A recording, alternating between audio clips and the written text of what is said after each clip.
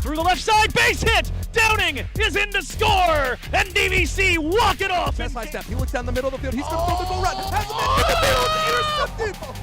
Intercepted, taking it down the far sideline, he steps out of bounds right at the line of scrimmage, and that's how you cap the game up. Sierra Smith quickly worked around, feeding the hot hand. Jasmine got it! 3 threes for number 23. Who finds Edwards? Edwards needs to get the shot up. Pulls up a deep three. Able to knock it down!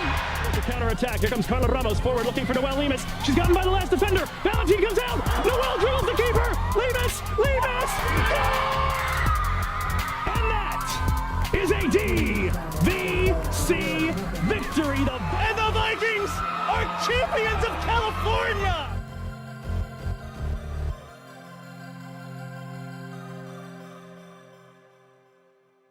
Welcome to the pregame show. As always, my name's Max Agrest, talking to the head coach of the Diablo Valley College Vikings, Coach Jimmy Collins. Coach, how are you today?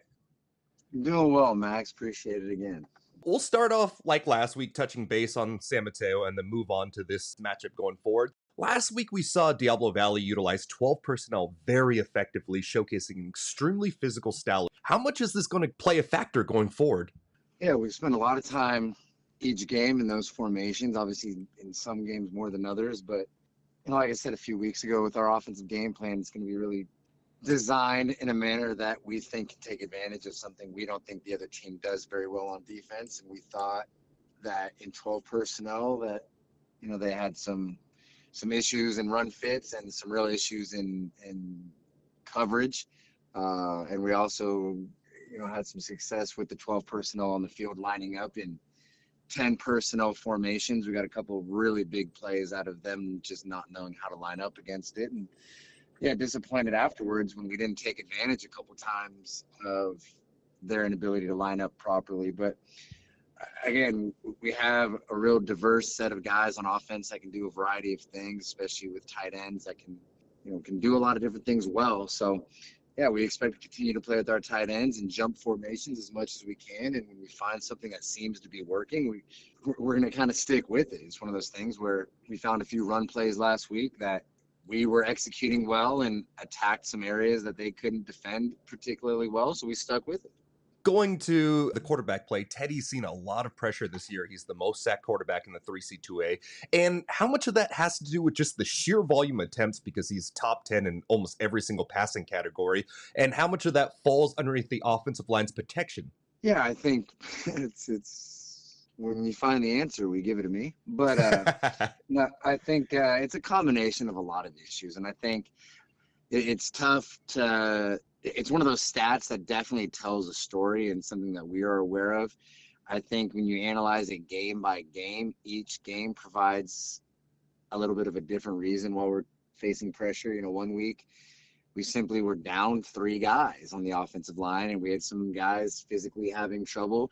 And other weeks we've had some issues with just mental mistakes that we have kind of fixed in the way we coach, not necessarily the player's fault, but a result of installing an offense in July, right? And just having guys move positions and just, kind of getting your combinations together. And then I think other parts of it has been circumstantial because of being in third and long situations a lot. It's you're calling routes that tend to maybe take a little bit longer to develop, and on the flip side, the defensive line can be very confident, or the defensive play caller can be very confident that you're going to throw a pass. So those things kind of all play a part of it, but there's no doubt the biggest thing we have to do offensively is get the ball out faster and protect better, because even in the games where we've played very well and scored a lot of points, it's been an issue, the quarterback getting hit. And like Teddy's not playing versus Delta, he's out because of a hit he took in the fourth quarter, and we don't know how long he'll be out. So it's definitely something that we are conscious of. Whenever you're going into a game without your starting quarterback, it's a big deal, and it's all because of hits he's taken behind the line of scrimmage. But I also think as a coaching staff and me as an offensive play caller, we can do a better job putting our guys in situations where they can be more successful. And that's been kind of a theme this week. And we are excited about getting a chance to identify things that we need to get better at, and then coming up with solutions and implementing them. And that's something we've talked a lot about this year. Is it's really easy to identify a problem, but now let's create some solutions and then try to implement a plan so that these issues go away. And yeah, I think without a doubt, keeping our quarterback off the ground is something as a program we got to do a better job of.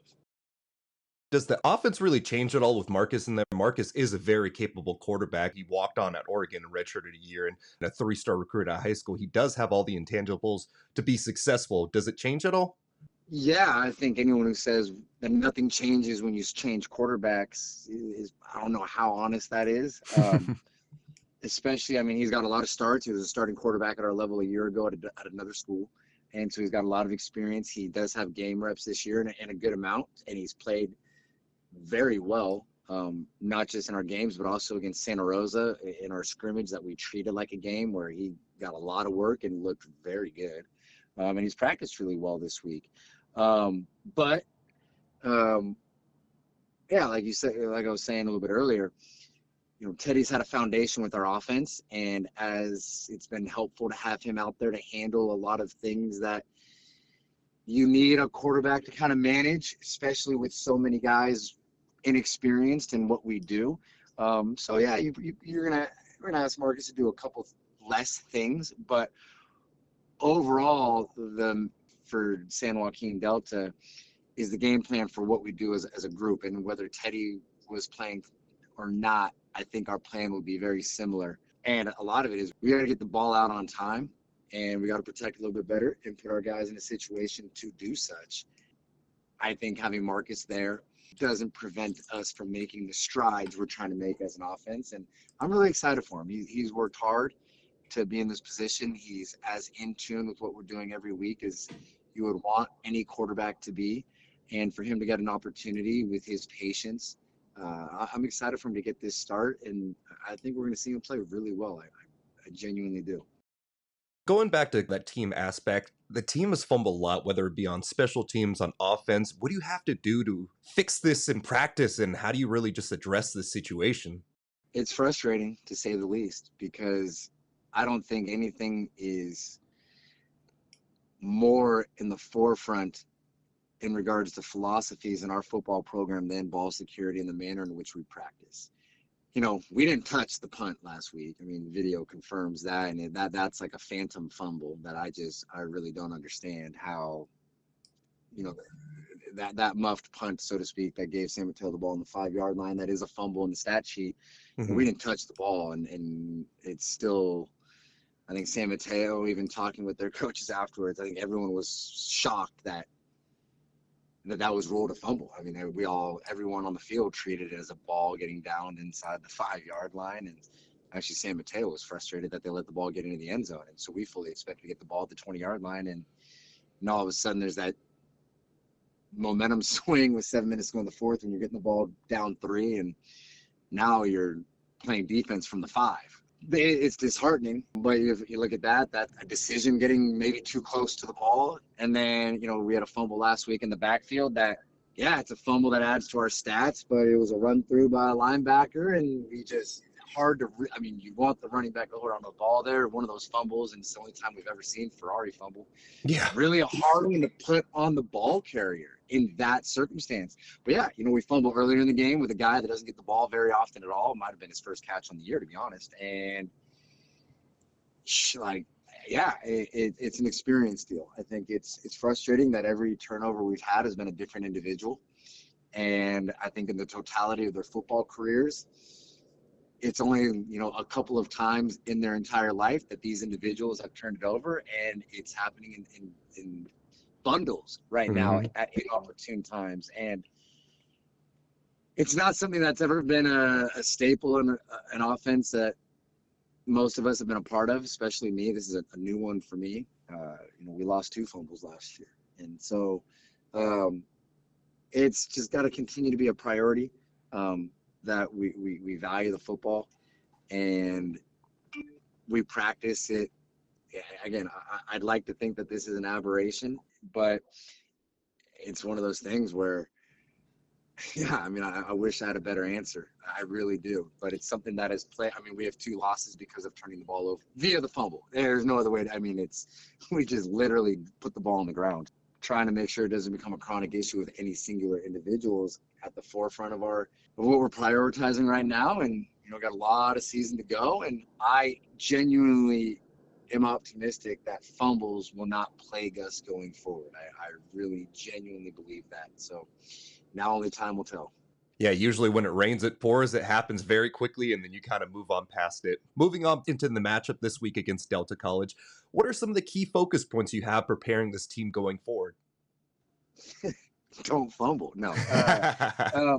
We're doing a lot of great things. It's, last week's loss was frustrating, and I think it's really exciting that our program is in a state right now where we can, say that we're walking off the field. This year, we've had 2 games that have gone down to the wire with last year's NorCal Championship participants, and one went down to the 1-yard line, and we won. We held strong, and we won. It came down to the end, and this one against the NorCal champions came down to, an inopportune situation where we didn't get a chance to go try to win it. Down 3 with a couple minutes to go. We didn't get a chance, and to walk off the field genuinely frustrated that we did not win that game and feeling as disappointed and upset as we did is a huge step in the right direction for the program. And I'm not a big fan of silver linings. I think our objective this year has been to be the state champions, and that's mathematically still possible. But then when you kind of get your mind around some realities, is our guys are playing unbelievably hard. What our defense did last week was beyond admirable. They gave up 14 points on a 1-play 5-yard drive and a 3-play 7-yard drive. And so you give up 14 points on 12 yards, hold tight in a couple of the field goals.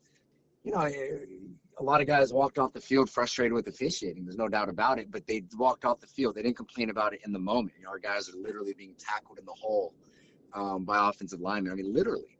But they don't complain about it. They let me complain about it. But they just move on to the next play, and they control what they can control. And they show up every day genuinely trying to improve upon where they were the day before. And you can see that at our practices. If you came out to our practice on Tuesday and Wednesday this week, especially Wednesday, you would have thought the Super Bowl was Saturday in the manner in which we're practicing. And we are getting better in every week. We're improving at the things we were trying to improve upon. We gave up no deep balls last week. Our run defense, I'm sure but you give up around 250 yards of total offense to, the 2-time NorCal champions. You're going to feel, that you're going to feel pretty good about yourself. And now the next step is let's go create more turnovers than we did. And then we have the last 2 weeks. We were the first four weeks, we're creating turnovers at an unreal rate, and that's diminished. And then the first 4 weeks, no one really valued the ball better than we did. And so when you flip the turnovers like that, it sets the bar for what you want going into a game. And to get back to the original question is, the expectation is to go play even better as an entire team. Our special teams is doing really well offensively. There's things we need to improve upon, and we know what they are. But there's also a lot of things we're doing really well, and to continue to grow in those areas. And then defensively, just keep doing what we're doing, because every week, we're getting better at third down. We're not giving up we didn't give up the bombs last week. Now let's just go continue to play hard and as physical and as violent as we have been, and try to create and cause a few more takeaways. Today is a very big day for Diablo Valley College, celebrating the 75th anniversary. How much of an influence do you expect that to have on today's game? It comes at a great time for our season. When I took the job and had my very first team meeting in May, it was on May 6th, and I met the team. We talked about celebrating the 75th anniversary of Diablo Valley football this year, and that all of these guys will be back for the 100th anniversary. And you kind of chuckle about it until you really look at it, and that's not too long from now. And what do we want that program to look like when all of these guys come back in 25 years? And to understand that they are going to be the foundation of what Diablo Valley is for the next couple decades and hopefully generations to come. And so there's a lot of pride in our locker room right now in regard to how we're going to behave on a daily basis, and that we're going to have exceptional work ethic, that nobody will work harder than us, but that, one of our mantras that we say pretty regularly is that we do everything better than everybody every day. And we believe that the attention to detail that we put into everything every day over the long term is going to create a program that is bigger than any individual. And that is something that our players are genuinely inspired to do, I believe. I know our program and staff is really excited to celebrate what has been a rich tradition and history for 75 years. But I think where we are as a program right now is we're trying to lay the footprint for the next 25 and frankly, hopefully 75 years of a program that creates young men that are unbelievable members of society, that transfer to four-year schools and have an unbelievable successful transfer, success rate at their four-year schools, and that they are a part of something that is bigger than themselves and take pride in it and understand that they're learning lessons that are going to treat them as and help them be successful, I should say, in everything they do for the rest of their lives. And we want to celebrate that and celebrate it's something that has been here because this program has changed the lives of many men before us. But we are really excited to build our own program going forward that will have an impact in our community and in the individual lives that are a part of our program every single day. Coach, thank you so much for your time, and we'll be back on the other side with the starting lineups and kickoff on DVC Vikings Live.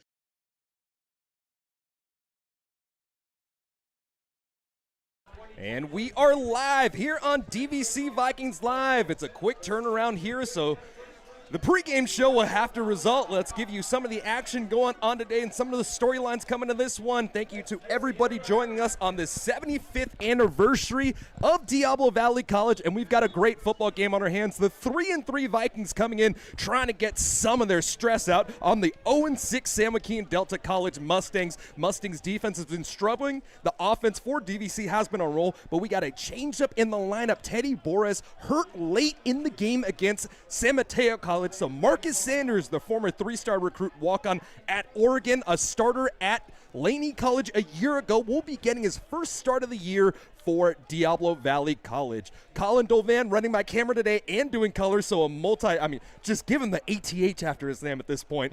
This man's doing everything, and he is going to be handling color and camera as I do the play-by-play as always. And we're going to kick it off here, working left to right. DVC will return it. Gold tops, and the surprise onside kick will be pooched up there, taken at the 36-yard line, taking it down to the 42, and the return made by number 83 for DVC. That is going to be the tight end Jordan Brown, so a terrific starting field position for the Vikings here. Vikings lining up in their green tops, green jerseys with the white bottoms, and the white numerals with the green trim. On the other side for Delta College, they got the gold domes with the white jerseys with the gray bottoms and the black numerals. So from the near side hash mark, we'll get our first look at Marcus Sanders and expect to see a lot of running from Ferrari Miller tonight. Ferrari Miller averaging 4.5 yards per carry, and he's facing the last team in the 3C2A in terms of rush yardage allowed. Sanders from the near hash mark will give it over to Miller. On the right side, has a pulling guard in front of him, breaks the safety down, brings the ball out to the 44-yard line. Tackle made by the defensive back, Nadar Williams. And that is just how you want to start it if you're Ferrari and company. A 16-yard rush on the play. Like you said, Max, they want to see that heavy and early. Let's see some more Ferrari as the day goes on. Back off the left-hand side as Amani Elfadil, is the starting tight end today. Bouncing off the block from Elfadil and getting a gain of just about 5 on the play out to the 39-yard line. January, the defensive tackle, gets the tackle on the play. He is one of the leading tacklers on this team, third most in tackles, ranked number 6 in terms of the Noisy Sports preseason rankings in terms of defensive tackles. So this team has been struggling, but they do have a lot of talent and especially a lot of speed. So now tight end will be shifted out the right-hand side. No 12 personnel up to this point, just the signal tight end. And Sanders will give it again. Ferrari Miller bounces off one tackle, lowers the shoulder, tackled behind the line of scrimmage. And a good job by the defensive lineman, Dwayne Dixon, being able to come down and make the play. 4 or 5 plays in, Max. Decent start for DVC. Let's keep getting Ferrari the ball, and let's see what they can do today. It's a beautiful day here today, and we're hoping that DVC can do it justice, especially on the 75th anniversary. Now possibly a obvious throwing situation, and the Vikings coming out facing a 3rd down and 5 from the 39-yard line, working right to left with 13:19 remaining. It's Sanders here, alone in the backfield. Steps up, throws short, off the fingertips, and the Vikings in a situation possibly having to punt here. Defender maybe got there early, Max, but most likely that looked like good defense, good coverage, and early punt for DVC. Yeah, so the offense is actually going to stay out on the field here. It's 4th down and short. This offense hasn't really been too successful this year, so the Vikings from the 39 are going to go for it. Maybe a Yannick Berg checks out, and I think the Vikings are going to come up in a heavy formation here. Maybe a change of quarterback, maybe a different outcome. We'll see, Max. So Marcus Sanders will actually come out, and he will be in the empty set once more. 3 receivers to the near-hand side, looking towards the near sideline of his offensive coordinator and head coach. And Jimmy Collins in his 10th year as a head coach. Pressure comes, Sanders rolls out right, fires away, caught right at the sticks. Enough for the first down. Yannick Berg looked like he was going to check out, but instead picks up a gain of 6, able to move the chains. You mentioned him before the play, Max. You said he was coming out, went right back in, made Yeah. a beautiful play. They're glad he did. Absolutely. Yannick Berg was shaken up a little bit, but that's his 14th catch on the year, and a good job by Marcus Sanders there. Had a man really just a blown coverage by the offensive line, but a really good job standing tall, staying posed, and being able to deliver the strike. That's something I feel like we're going to see a lot today. The former walk-on at Oregon. Lucky to have him here at DVC. Back off the right-hand side, it is Elfadil. And it's Ferrari Miller dotting the pistol again, and a stoppage in play here.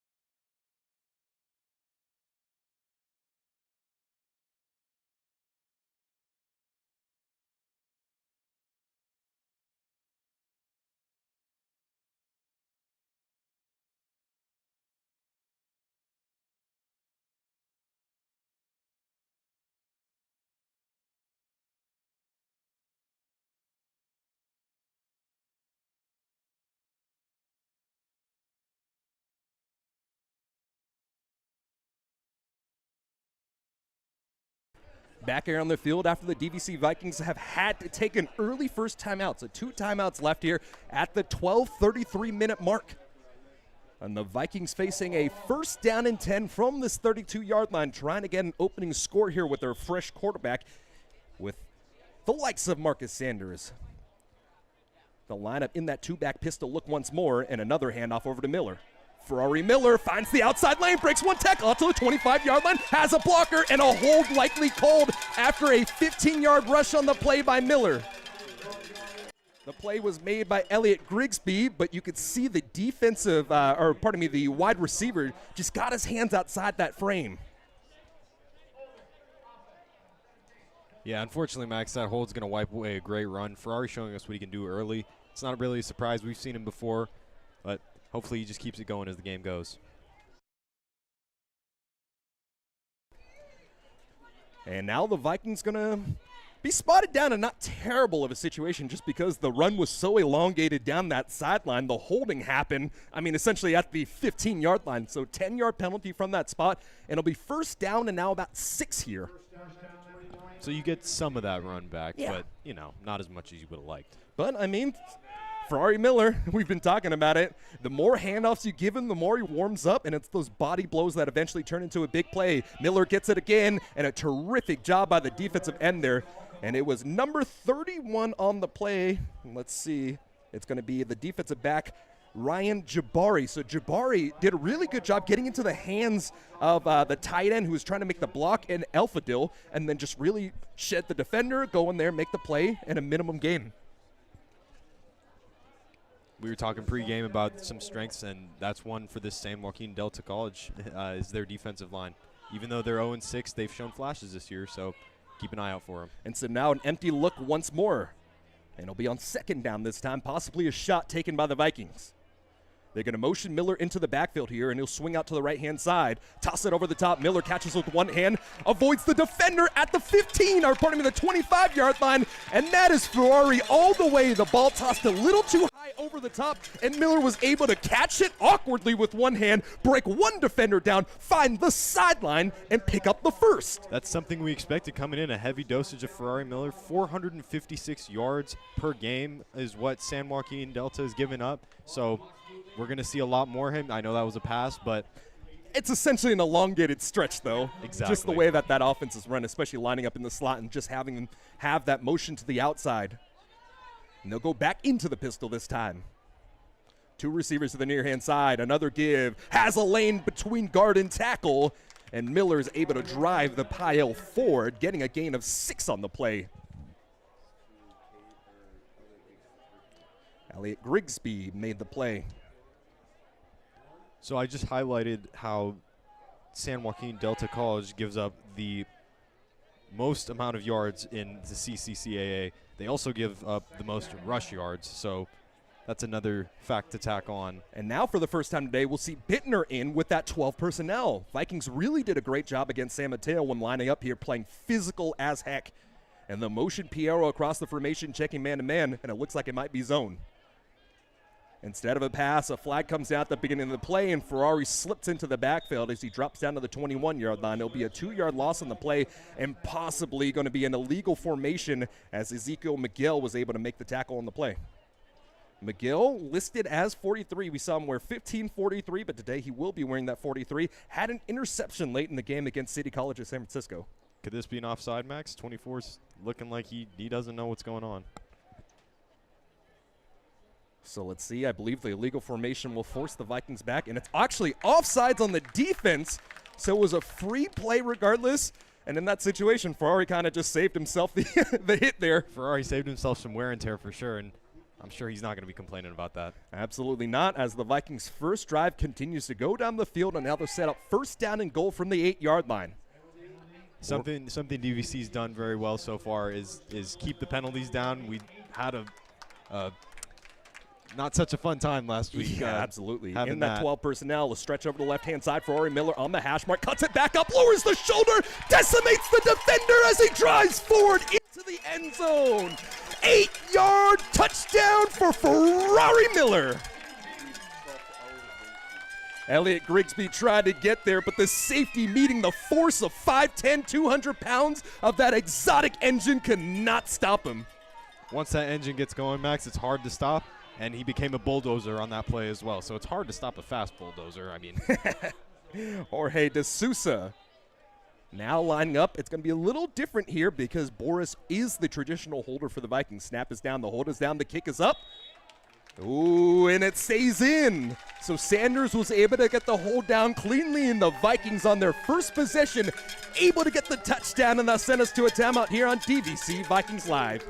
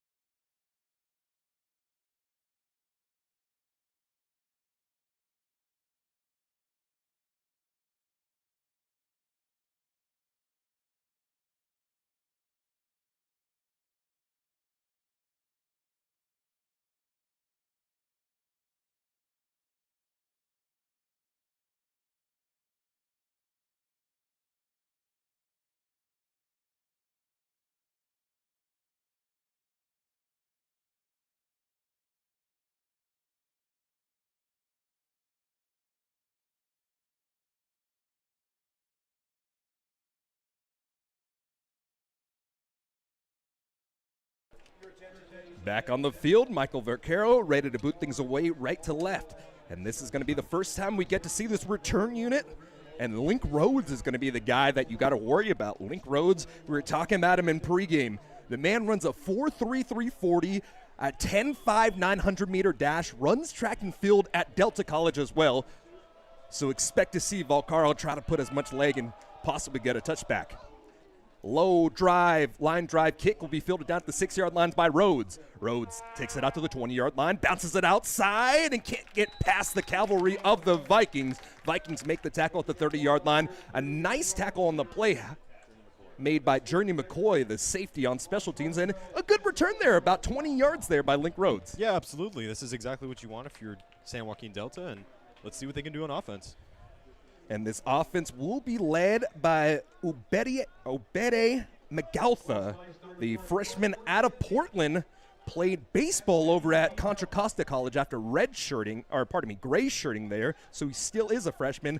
22 for 42, 157 yards, and 2 interceptions in the showing against City College last week. City College is 2-5 on the year, but it looks like they may have turned the page after a really tough start. In the backfield alongside with them will be Caden Merriman, the sophomore out of Lodi. And a gain of about 3 yards on the play after the give over to Merriman. And Wes Garden able to make the tackle on the play. And Garden has been such a tremendous player for the Vikings this year. Won state as a junior over at San Marin, a first-team All-MCAL. And, I mean, he's just been everything and more for the Vikings this year. 44 tackles coming to this game. Had 12 last week alongside with his second straight game of causing a forced fumble. Expect to see a lot out of him now. And at 9 minutes remaining here in the first quarter of play, a 7-0 lead by the Vikings as they drove down the field to get the score. And now it's a jet motion here by Anthony Bridges. And another short run on the play after a 2-yard gain, and it's Santino Acevedo able to make the tackle from his linebacker position. One thing I just want to highlight before we move on here, Max, is like you said, Wesley Garden, I'm just so surprised that he's only a 2-star recruit. This guy plays out of his shoes. And yeah. Last week we saw it on full display. Even though they weren't up to their full standards, they only allowed 22 points as a defense, that's acceptable. I mean, you're going to take that. You need especially your against the number 3 team in the 3C2A. Absolutely. So something that the offense needs to work on for sure. Onto the field now. Low snap handle well. Magaltha pressured, runs into a defender, falling to the ground, and the Vikings get a massive sack on the play. Drop for a loss of 7 yards, and it was McIver able to make the play. Number 43, the freshman out of Bishop Wadowd, came in here, was a 2-star recruit at linebacker in high school, but they've moved him to that defensive end spot, and he's done very well. As you can see, a lot of pass rush skills, being able to force the 3 and out. 6'2", 220, that's obvious defensive end size, so it's done well for them so far.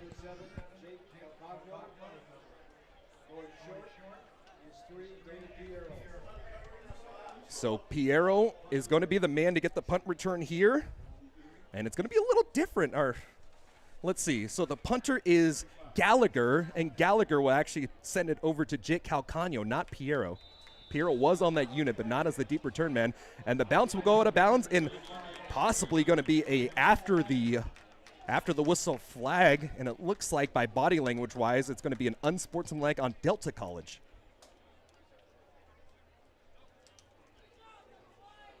Let's see what the white cap has in store for us.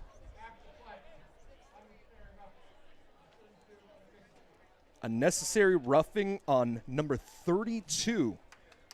That is the freshman linebacker, Trey Montour. So another 15-yard penalty, and we've seen this. The Vikings can get under team's skin. I mean, I think I've saw the most personal fouls ever called against San Mateo in the last matchup. That was just an ugly game we watched last week. It was super gritty in the trenches. It was penalties flying left and right.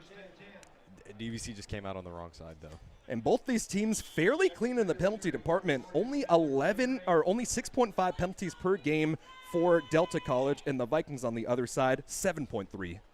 Sanders comes out from the far hash mark, working right to left. It's a play-action fake and the reverse handoff over to Miller. Miller stays on his feet at the 50-yard line, gets past the 45 and falls on top of the numbers to mark him down after a 9-yard gain on the play. Ferrari with another terrific run. And the safety, Ziad Mitchell, comes up to make the play, but something to factor in right here. Mason Neubauer has to come out, so it's going to be Aaron Strickert coming in as Neubauer has to check out for a play with his helmet popping off. So they ran the reverse to Mason's side of the field, and now in second down and short, I mean, you love to take a shot here, but with the secondary offensive tackle in there, I'm not sure if you feel comfortable with that protect. Instead, it's another handoff, a heavy dose of Ferrari. Ferrari met in the hole, and the tackle was made by the nose tackle, Taiwan January, able to scrape down the line, and it looks like it's going to be 3rd down and inches. I think that was a pretty close spot, Max. That one from the camera that I'm operating right now looked like it could have gone either way. Yeah, it could have gone either way, but at the same time, honestly, I'm okay with it. You set yourself up in a position, and, I mean, a credit to Miller just being able to get positive yardage because he was met in the backfield. Lining up in the pistol. 2-back pistol, the up-back's lining off the rear end of the guard. From the far hash market, Sanders barking out the calls. Another handoff, and this time Miller squeaks through the defensive line, picking up a chunk of yardage, 5 yards to be precise. And Ferrari Miller has been the man today after the tackle was made by Gabe Benton. The bounce back from Chardon State, a Division II school. And now Aaron Strickert comes back out as Neubauer comes back in. And one thing the Vikings have to factor in here is they have let up a ton of pressures on their quarterback this year. Teddy Boras has been the most sacked quarterback in the 3C2A, but up to this point, Sanders has been pressured a few times, but has had a clean pocket when he's decided to throw it. The sweep to the right side, Miller tackled down by number 43. That is going to be Ezekiel McGill, the linebacker. McGill had a pick against CCSF last week, but something I want to highlight, Max, we talked about a heavy dosage of Ferrari Miller early, maybe running back by committee, but we're seeing a lot of Miller, and again, I would expect it to continue as the game goes on. Yeah, Miller has become the bell cow for DVC. Yes, you have a stable of backs there that are good backs, but it seems like Ferrari has separated himself from the pack. And the Vikings, instead of a tight end, they'll line up 3 receivers, trips to the near-hand side. Pressure comes off the edge. Miller's able to pick it up. Sanders rolls out, throws it, and from the far sideline, it's caught right at the sticks. And it's David Piero able to clear out some space as the tackle is made after a gain of 4 by Jeremy Haynes. David Piero, we said his name a lot last week. 7 catches for 97 yards. He did lose a fumble, which is something he's going to look to improve, but still having a very nice year with his 43rd catch for 580 Fifth yards. in terms of yards per game in the NCFC, 2nd in terms of receptions per game. He has been so crafty, so shifty this year. He's truly been the number 1 receiver, and something that makes him so special, he's able to line up at every single receiver position. Head high snap, Sanders hands off left-hand side, having plenty of blockers in front of him, and Miller's able to get close to the line to gain. We'll call it a 9.5-yard rush on the play as a flag comes in at the end of the play. Ryan Jabari able to get the tackle at the end of the play.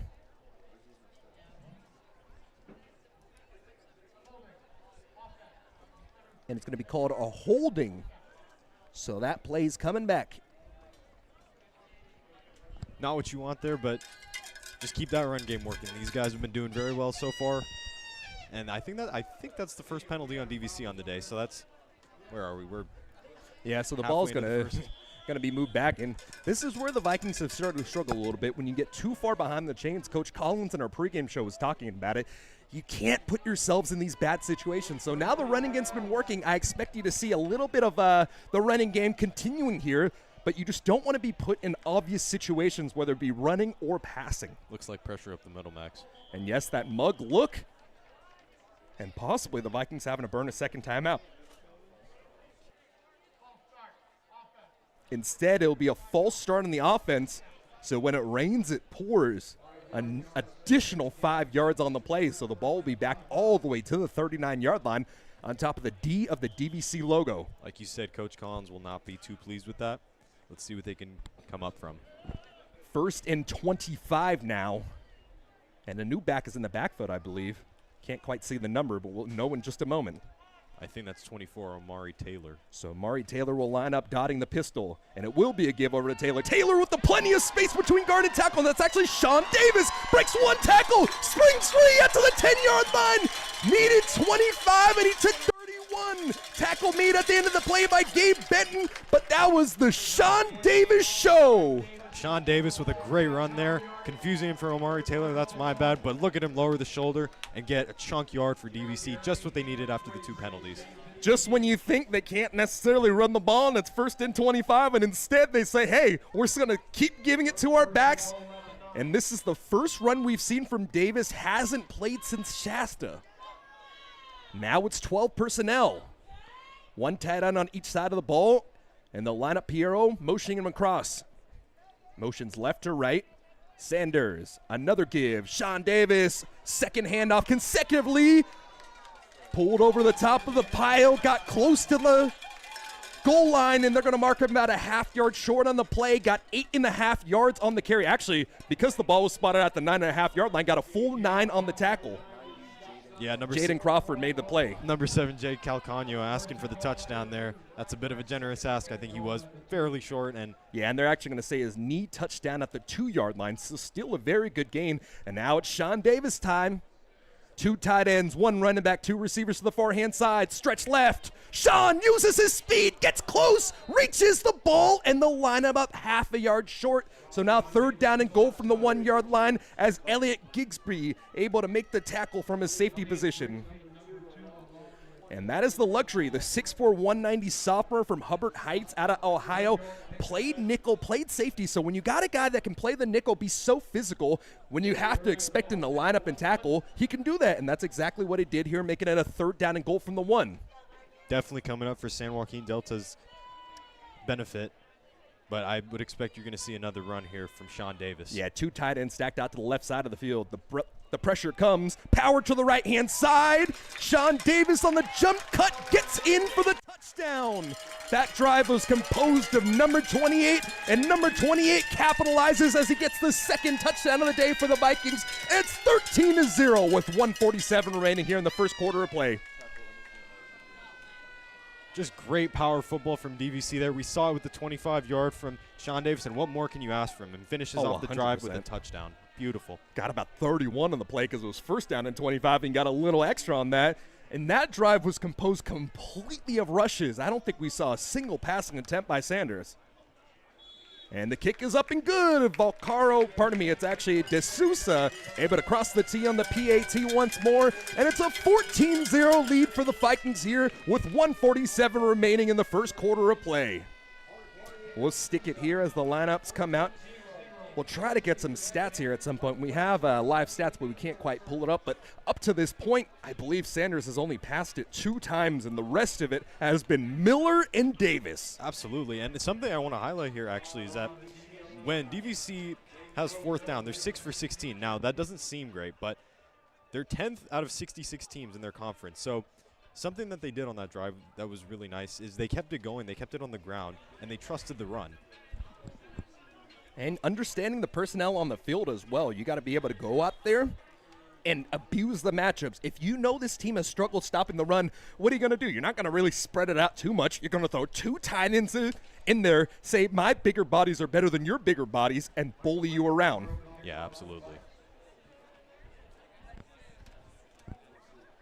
So it's Valcaro ready to boot things away once more on this lovely Saturday afternoon here, the 75th anniversary of DVC, and DVC on their 2 opening possessions, getting 2 scores. And a stoppage by the officials before the play could even get going. The 2 return men is Elliot Gigsby as well as Link Rhodes.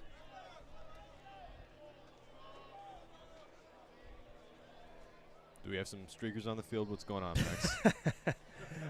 Hopefully not at this level, right? So miscommunication by the officials, getting everything going, and it looks like we're set, ready to go. Kicking it right to left here with 1:47 remaining. Jotting forward, swings the leg. It's Valcaro putting plenty of leg under it, and this one will be fielded down by Rhodes at the 2-yard line. Rhodes between the hash marks, jumps to the outside, breaks through 1 tackler, out to the numbers 20, 1 man a beat, and the trailing defender is able to get there in time to make the play. The ball was brought out to just about the 26-yard line, or pardon me, I think it's going to be the 28, so about a 26-yard return as a man's injured at the end of the play for the Mustangs, and it looks like it's number 30. That Pauli Malfi. Yeah, Malfi is the one injured. So with that, let's take a timeout here on DVC Vikings Live.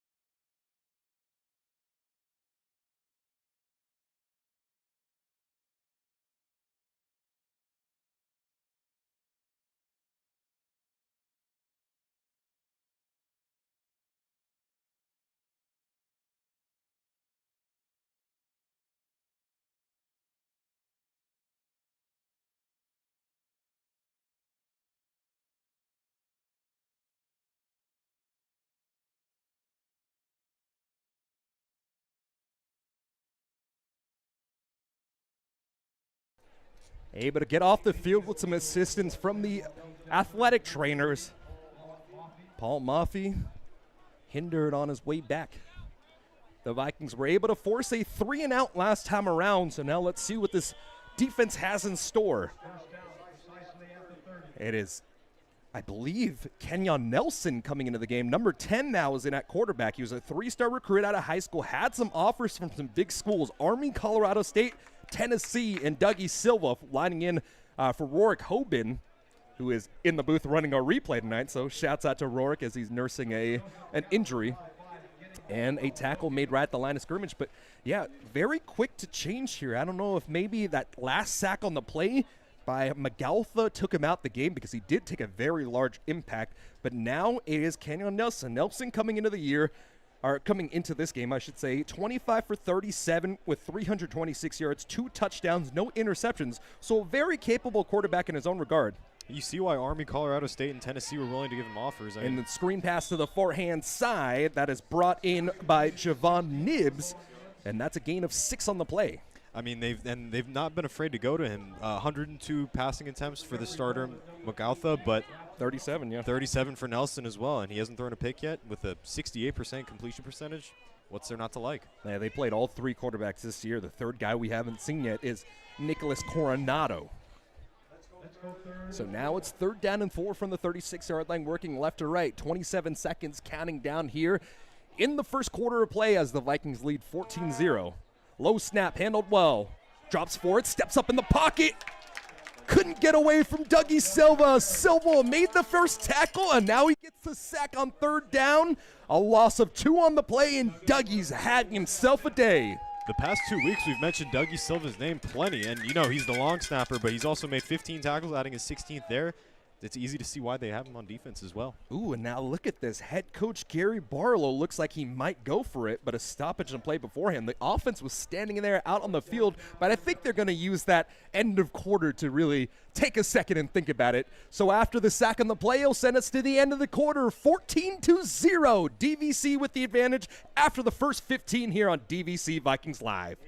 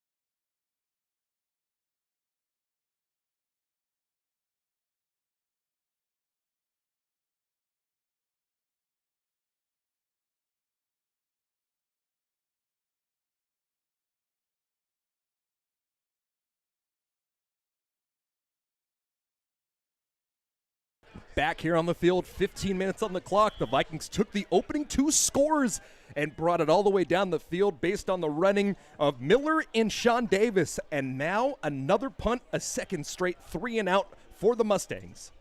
Isaac Gallagher booting away. It's an angle punt, taking a bounce down at the 35-yard line, taking a Mustangs bounce and eventually going down here at the 23-yard line. Yeah, extracurricular activities on the play by Delta College. They were trying to push one of the upmen into the ball at the end of the play, and the official on the other sideline did not take too kindly to it. Calcagno was the man to down the ball on that sideline from the 23. And Calcagno, in his punt returns this year, not too many. It looks like they're looking at DVC for this personal foul. I hope not, but I think it was number 37, Zach Sandoval, with the extracurriculars. So it was number 27 on DVC.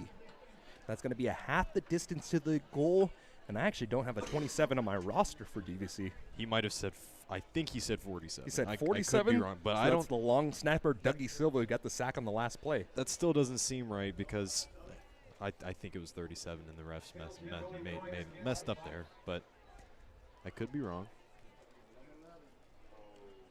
So the ball will be spotted all the way down to the 11-yard line. So a personal foul on one side last time they punted, and a personal foul on the Vikings this time around. I mean, at the end of the day, Max, we know it doesn't matter who it's on. It hurts DVC, and that's what matters most. Marcus Sanders, only a couple passing attempts, and he'll line up as the quarterback in the 12 personnel, 2 tight ends, 1 running back. And I think the play clock got all the way down. I didn't see it start. Let's see.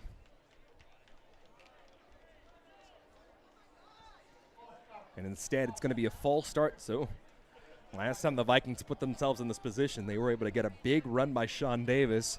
Miller's in the backfield, and the offense has dropped back 2 times so far before the drive even began. First down and 15 now from the 6-yard line. Working out of the pistol, it's Sanders. Dotting that pistol, Ferrari. And Miller running into a scrum. Man, that defensive line got right to the point this time around. And as Taiwan January continuing his great night, you love to see that. So when you're playing interior defensive line, I have a lot of experience in that, so I can speak to it. Your main goal is essentially to take up space and allow your linebackers to come up and make the play. So when you are able to come in and make so many tackles, I mean, that is just a credit to you. Only a gain of 1 on the play. That's a skill, yeah, for sure, you have to develop as a college athlete, and they do it well here. 4 defensive line front, the quick toss over to Miller. Miller with some space between the numbers and the hash, and Miller continues to give a little shimmy of the shoulders as he brings it down for a gain of 10 on the play. Let's call it 11. Tackle eventually made by Ziad Mitchell. I want to give some credit there to Eric Asfit, the right guard. He made a very crucial block that allowed Ferrari Miller to get out, as well as Jake Calcagno, number 7, the receiver. Yeah, you have to really be disciplined with those wide receivers blocking when you decide to run that toss, because a lot of times it's a toss crackback and you need physical receivers to make the play. So from the near hash mark, working left to right, it's Miller in the backfield again. A stretch to the right-hand side. Miller runs between guard and tackle, getting just enough yardage for the first down. Jason Minmit, able to make the tackle on the play. And this is a really interesting athlete. Plays edge, outside linebacker, and also was the leading receiver last week for City College. He had 5 total tackles, but he had 10 receptions on offense. 6'2", 220, freshman out of Stockton, Lincoln area, and, I mean, at that size, obvious tight end. Yeah, he was lining up as outside receiver. He is a great athlete. This team hasn't necessarily been able to put things together, but you can see athletes across the board. Sanders working out of the shotgun this time. 3-step drop. Quick pass to the forehand side off the fingertips of the intended receiver. Stephen Henry ran a 5-yard out. A great job by Grigsby over the top, breaking up the play. And I want to see Sanders put a little more under the ball. It looks like he's just lofting this one. You know he's got a bullet of an arm. I want to see him start to put it right between those numbers. Yeah, nearly picked off by Grigsby. Massive size at 6'4", 190, but he's the leading tackler on the team with 27. He's definitely one to watch. On the JC Gridiron safety preseason watch list, and now will be 2nd down and 10. El Fadil's going to motion to the left side, lining up as the tight end there. Communicates with the running back to make sure they line up properly. The reverse handoff.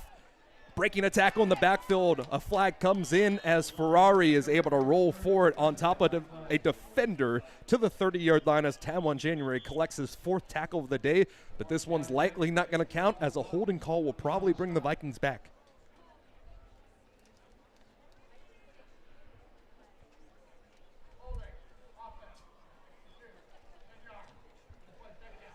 Ten-yard penalty called right at the line of scrimmage will move the Vikings back. And now they are in more of an obvious passing situation here. So they're starting to, the offensive line they've done a decent job today getting the running backs some lanes, but they're starting to creak a little bit. We got to cut down on the penalties, and I'm sure Coach Collins will have a word with them after this series. So it'll be a 9-yard loss on the play as the holding was called at the 26-yard line, and a change to the group here. 2nd and 20, Max. Coach Collins wasn't afraid to show the run on 1st and 25. Maybe we'll see it again here. A little miscommunication in terms of the grouping, and I believe with the lineup coming in, it's going to be an empty set now, and that's exactly it. We've seen it a few different times, and now it's Marcus Sanders all alone in the empty set, trips out to the far-hand side. 3-step drop. It's a screen pass over the middle, and you cannot throw high over the middle. It went off the hands of Ezekiel McGill as they were looking for Calcano on the screen. Calcano's been great on the screen passes this year, but for a guy who's played a good amount of football, redshirt sophomore, these are the little mistakes you can't do because those little mistakes turn into big plays. Yeah, no doubt, Max. And this is something I would assume you missed with Teddy Boris, because Boris and Calcano played together last year at CCSF, and now that they're not in together, there's that lack of chemistry between QB2 and the receivers. Sanders is a talented talent, but just getting on the same page can be a little bit of an issue here. Now it's 3rd down and 20. Another empty set, 2 high safeties over the top. And a lineup in a zone coverage, stepping up, and a stoppage in the play before, maybe a false start in a legal formation. It's going to be a false start in the Vikings, so not necessarily the worst situation there because of the fact that Sanders was being pressured. There wasn't much open, so you got to move it back 5 more yards, but you do kind of buy yourself another life here.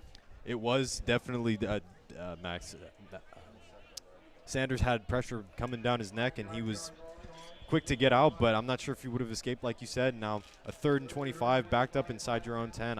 You might see a run here and a punt. If you might maybe see a jet sweep or something. No, Miller's in the backfield, so I expect to see probably stretch or maybe even a draw. They're going to line up heavy, and it will be a power to the left-hand side, and Miller knocking off an opposition helmet, only able to pick up 2 on the play. And now after 2 successful drives to get this game started, the tackle made at the end of the play by number 31, that's Ryan Jabari, the defensive back. But the Vikings having a punt. So not an ideal drive for the Vikings there. You know, you want to cut down on the penalties, and that's, I think, the main point as the DVC offense comes to the bench. I think that's the main point that Coach Collins will reiterate to them. So now the first punt of the day will send up Joseph Cohen. He's got 3 punts on the year. And JJ ready to boot things away, and a timeout taken by Delta College before the play. So an early timeout taken by DVC on their opening drive, and now a timeout taken here with 11:56 remaining in the second quarter of play, and we'll take this timeout as well on DVC Vikings Live.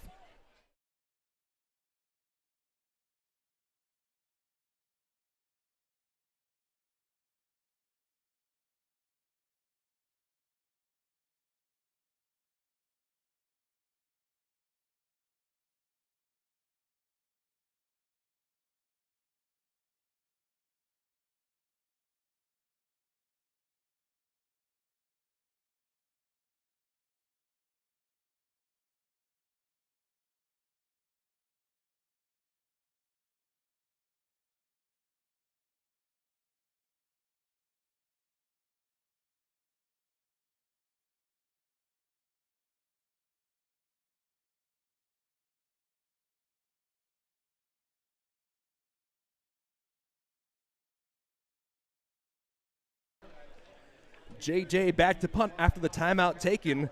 The heels of the return man Cohen will be lined up at the 46-yard line.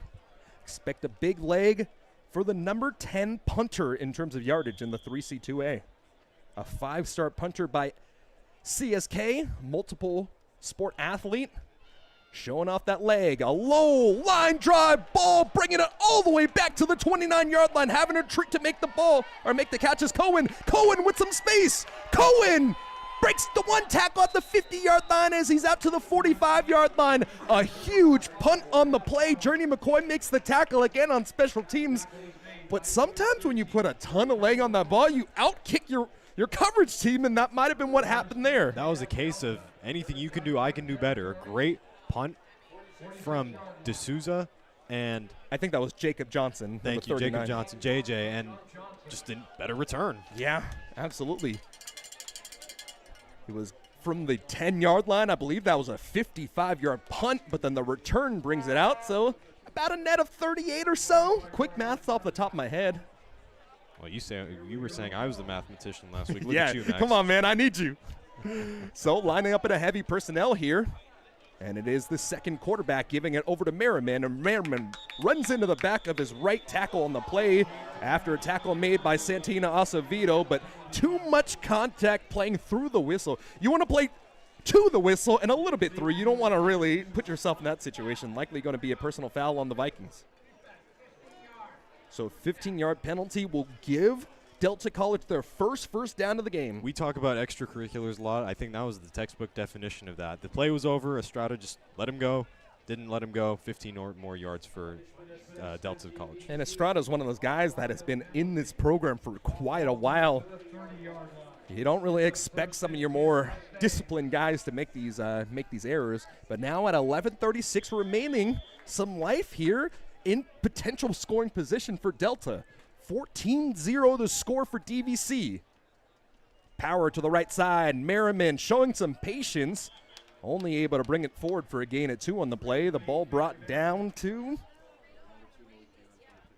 just about, let's call it the 28-yard line after Malik Viewens comes and makes the play. Malik Viewens missed a couple games early on in the year, and it's so good to see him back. Viewens off those pressures has been huge. Hurrying up to the line, trips out to the forehand side. A quick pass on the go route to the near hand side. Tight coverage, but a little too much holding on the side by Jeffrey Holden. Holden was grabbing all over the arms of Javon Nibbs. Nibbs, the only receiver, I believe, to have a catch so far in the game. And penalties starting to really bite the Vikings in the rear end.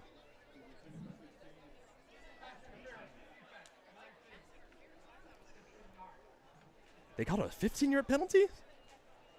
Pass interference. So there was pass interference. I thought they were going to actually call that one holding. That would have been pretty funny. Little play on words there, Holden. But, yeah.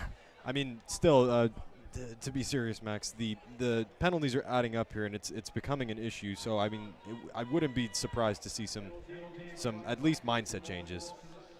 I wouldn't be surprised if you start seeing a little bit of pressure, because usually that's how you get yourself out of a rut. Vikings lining up with a 3-man front. Another give over to Merriman. Merriman springs through the initial line of scrimmage for a gain of 11 on the play. Anthony Henry, the linebacker moonlighting as a safety, made the tackle. So a couple penalties here have set up San Joaquin Delta really nicely. And one thing you're going to look at is one penalty is I'm going to hand this back over to you, Max, for a quick snap. Yeah, they really working with tempo here. And a quick pass will be dropped. No, it's going to be caught, but it'll be – they're going to call it on the ground. So that's actually a positive play for Delta. They try to swing it over to Jason Mimit, I believe. Is that 8 or 9? Yes. So that is Jason Mimit. No, that was 9. So 9 is Anthony Bridges. So they tried to swing it out over to Bridges, and Bridges dropped the ball, which resulted in actually a technically 2-yard positive play. So I'm going to quickly finish up, Max. One penalty, you can live with it. Just bounce back on the next play. 2 penalties, you give the offense momentum, and that's not something you want to do to a team that's 0-6 and looking. Absolutely. And now stepping up, breaks through the original line of scrimmage, and a terrific job there by Kenyon Nelson, able to make a positive play out of a negative. He was dead to his rights behind the line of scrimmage, and the tackle was eventually made by Marley Alapati on the play to save the touchdown. But at the end of the day, with these dynamic quarterbacks you got for Delta at that position, you've got to be able to watch out for the run. Absolutely. It's something they do.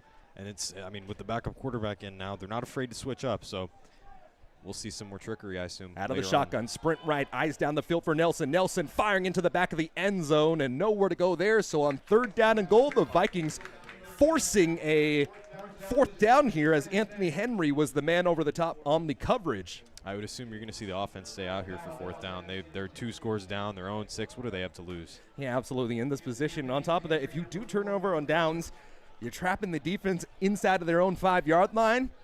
Honestly, at the end of the day, you're 0-6. You just got to get some positive plays, and when you've had a positive drive putting yourself into this position, you just got to try to play some bully ball. And instead of playing bully ball, they'll line up in an empty set. Look out for the quarterback draw from Nelson. Some miscommunication for DVC, and they'll line up man-to-man. Motioning Merriman across the formation. They try to get a quick screen pass. Merriman breaks through one tackle, avoids the defender, finding the pylon, steps out of bounds at the 1-yard line. Anthony Henry did just enough to knock him out of bounds. Broke one tackle at the 5-yard line, and Henry makes a massive play to save 6 points off the board. You can see here on the replay, Henry broke past his defender, and that was just a battle of wills to bring it down at the 1. Jeffrey Holden missed the tackle, but Anthony Henry cleaned up after him. First game back since, I think it's the second game back since missing Shasta. 4 tackles. Ooh.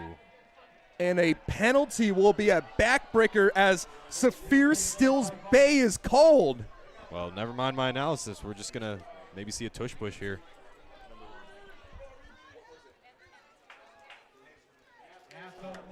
And it was a personal foul, legal hands to the face, and we'll see a tush push. They've run it so well so far this year. Had a fumble against City College last week here. Snap is off the hand, off the reach, and the touchdown by Nelson. Nelson off the tush push, didn't take it up the middle. Instead, he sprinted off the left-hand side, got a shove in the back by Merriman, and Delta able to get a score here in the second quarter. 14-6 here at the 9:41-minute mark. A back-breaking penalty by Saphir Stills Bay with the illegal hands to the face. And now the Vikings really just, they're in a game. It's a game now, and I mean, we've set it up here in the booth plenty of times. Penalties, penalties, penalties. It's something that DVC has not been great at over the past 2 weeks, but they're still looking to get the better of that. And so now it's not Frank Amoa. It's going to be Hunter Gutierrez attempting the PAT. Able to get a very clean one. Crosses the T on the PAT. And after the Vikings push themselves back and have to punt it for the first time today, a couple different penalties will give the first score of the day to Delta College. 14-7 our game here with 9:41 remaining here in the second quarter. And it'll send us to a timeout here on DVC Vikings Live.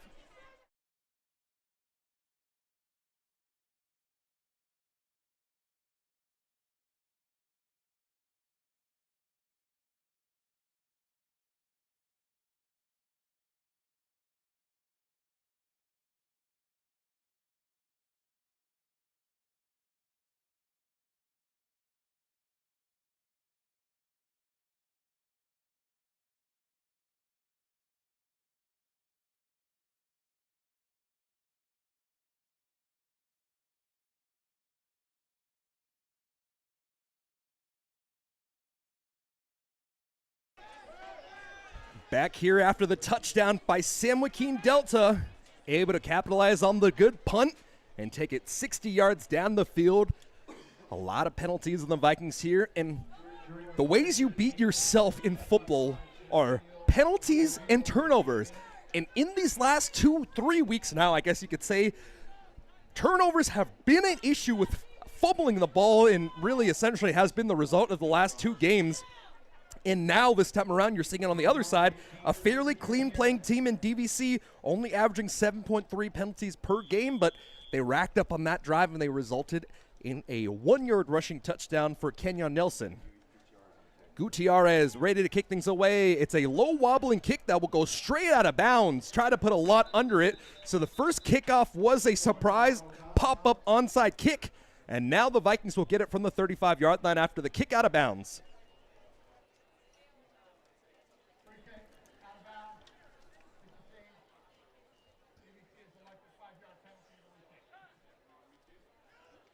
So instead, an interesting decision by the Vikings here.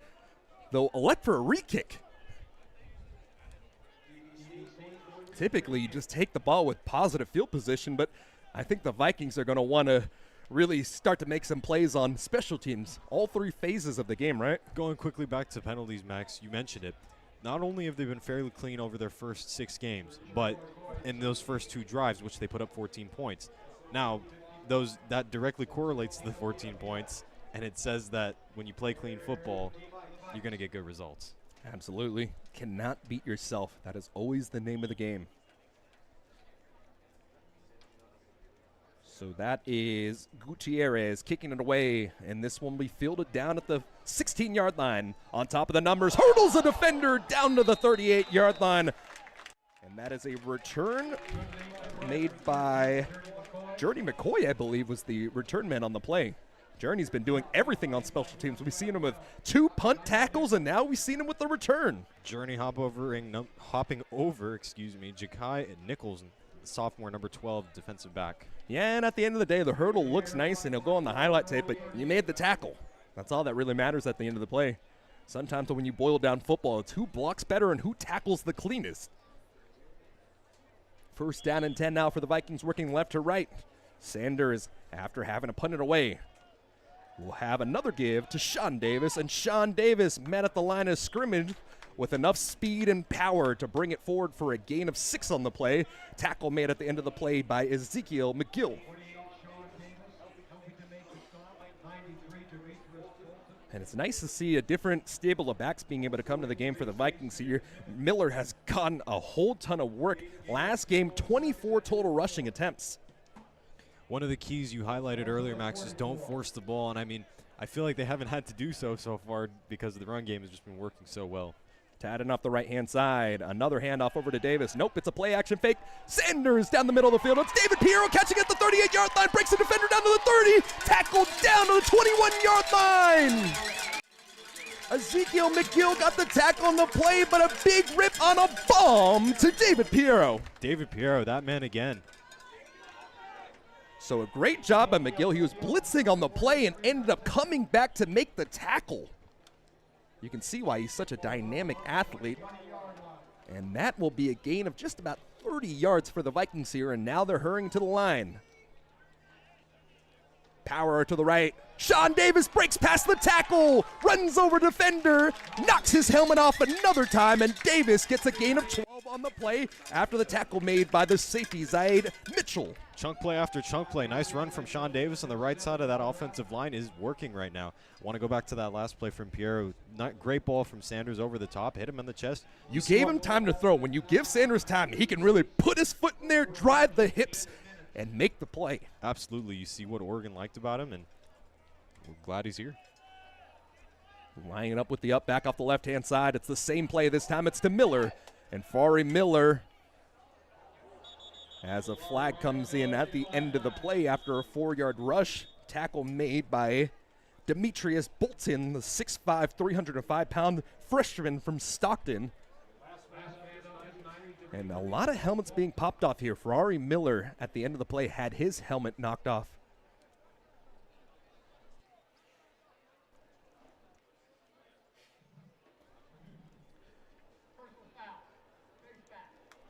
And it's a face mask on the defense as a result of why his helmet came off, so Ferrari will be able to stay in the game, not having to check out.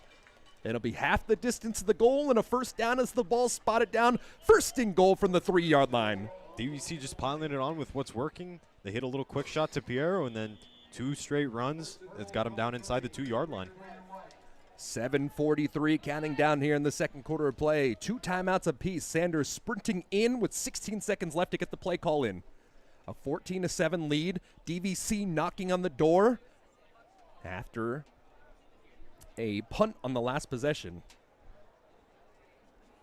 Miller's going to line up off the right side of the hip of Sanders. Sanders, another give. Miller met in the backfield. Somehow made his way forward for a gain of 2 on the play as McGill was draped all over him in the backfield. Dwayne Dixon came in to help him as well, but man, what a terrific start for the Vikings running backs. They've been met in the backfield. The offensive line has allowed some pressures just because you're sitting more men than they can block, but the running backs are just carrying the pile. Running backs are doing their jobs today. They're carrying the load. Shout out to Sean Davis and Ferrari Miller doing a great job today. Sean Davis got the touchdown last time around. Now second down and goal from the 2-yard line. And it's Miller again. Miller into the end zone. Touchdown, Ferrari. Plenty of space between guard and tackle as Miller punishes his way forward for the TD. That's his second today. He's been looking great, and especially on that last drive. Well done, Ferrari Miller. 20-7 the score. Jorge De Sousa comes out to try to get the extra point. Dougie Silver, the snapper. Sanders, the quarterback, the holder. Kicker, De Sousa. Snap is off. It's a low one. Handle well. Able to get it down. Enough leg to get over to the top. 21-7. The Vikings get a score after giving one up here on DVC Vikings Live.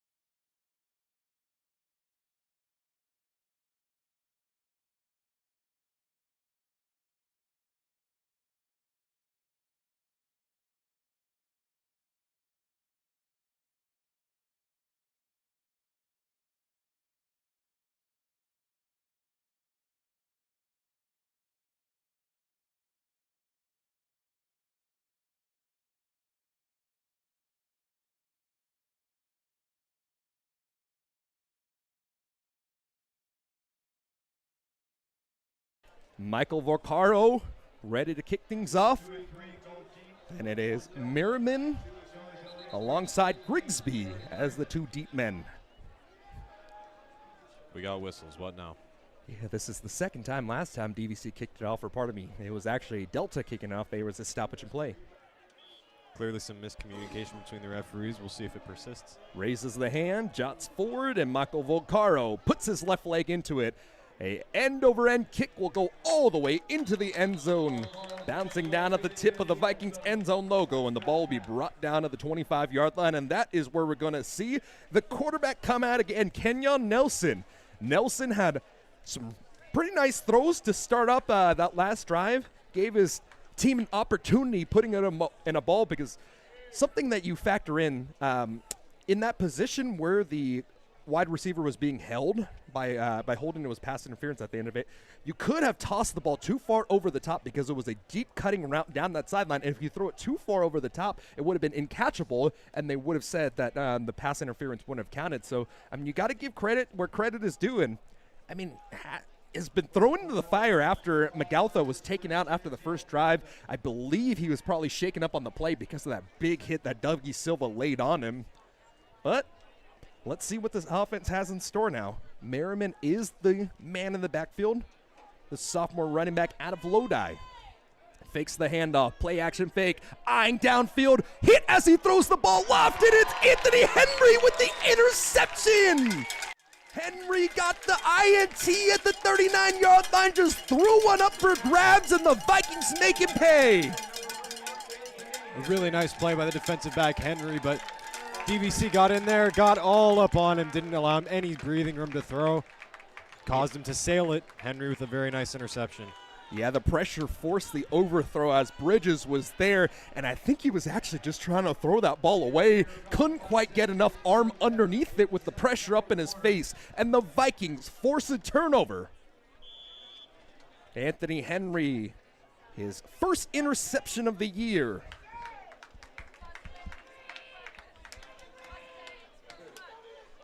So now a quick change of pace. Let's see if the Vikings want to come out here and take a shot.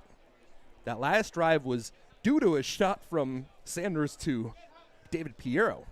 And now on first down, they will pass it. A quick pass to the far hand side and a terrific read by number 22. That's the defensive end, Cameron Johnson, dropping back in coverage. And honestly, I don't blame Sanders for that situation. I mean, you show a front, you drop your defensive end, and he makes a big tip. Freshman listed as an outside linebacker, ran track and field, so you're not surprised to see him bounce off the line like that. If Sanders wasn't more careful, that could have been an interception. Yeah, one of those edge players, DN, outside linebacker, just really playing the edge, and that's the difference between a traditional DN and when you have a guy that's listed as an OLB.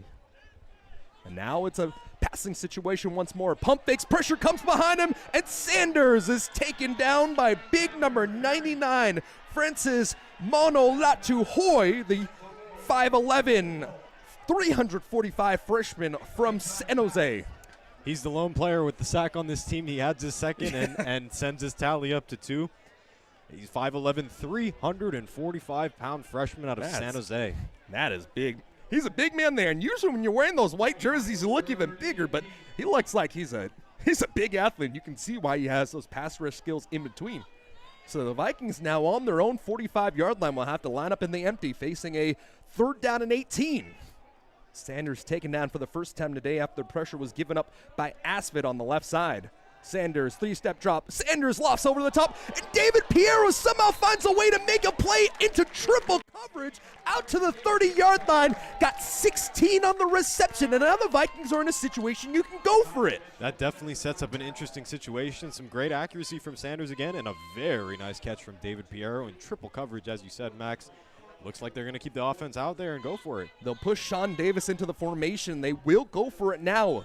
It's officially a 4th down and 3 from the 30-yard line. Sean Davis has been so shifty in the backfield, powerful enough to break the tackles as well. And the Vikings will line up 3 receivers to the near-hand side.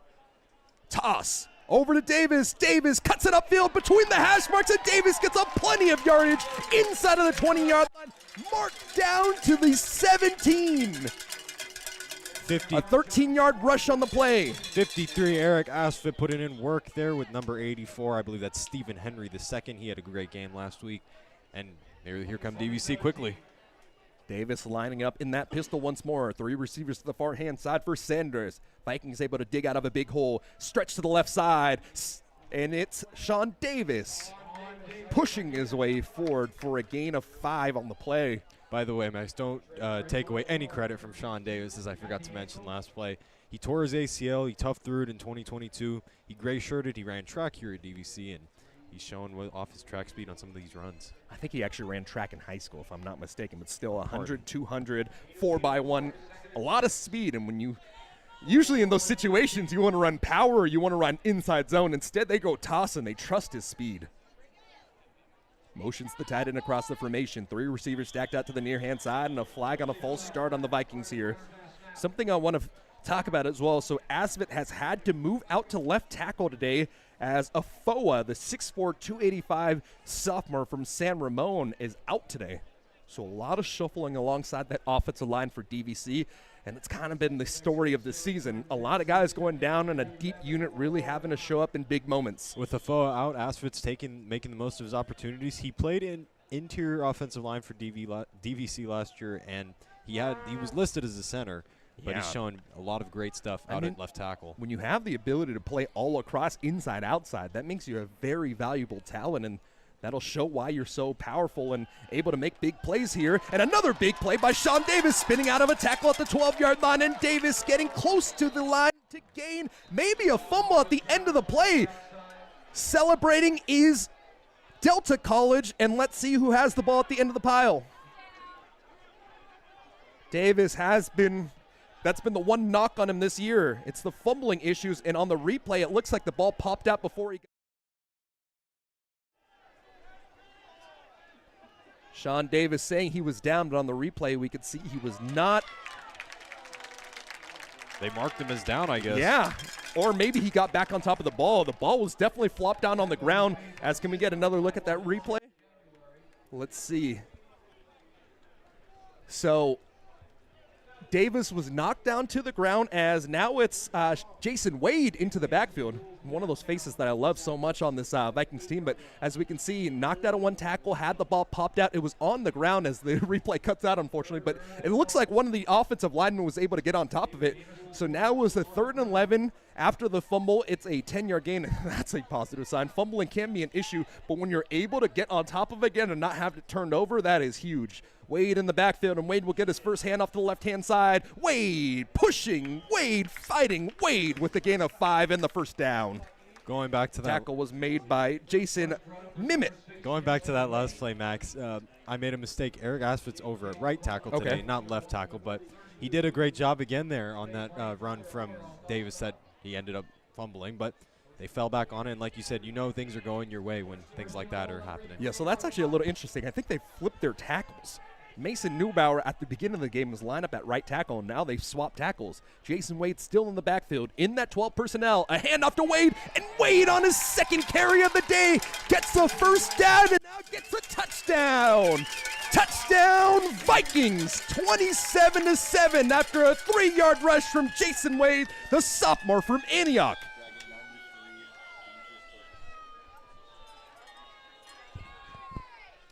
Jason Wade making the most. Sean Davis coming out after the fumble. Maybe some coaching involved there, but Jason Wade punching it in. He also tore his ACL in his second to last game. Yeah, that was a bummer because I remember that year in 21 for Jason Wade. He was a bell cow back, and he felt like he was one of those guys that could play D1 at the running back position, which is oh so hard. So having to really just bounce back from a ton of injuries, and there's an injury on the field, so we'll take a break as well. Another Delta player down on the field getting some help here, and we'll take the break here on DVC Vikings Live.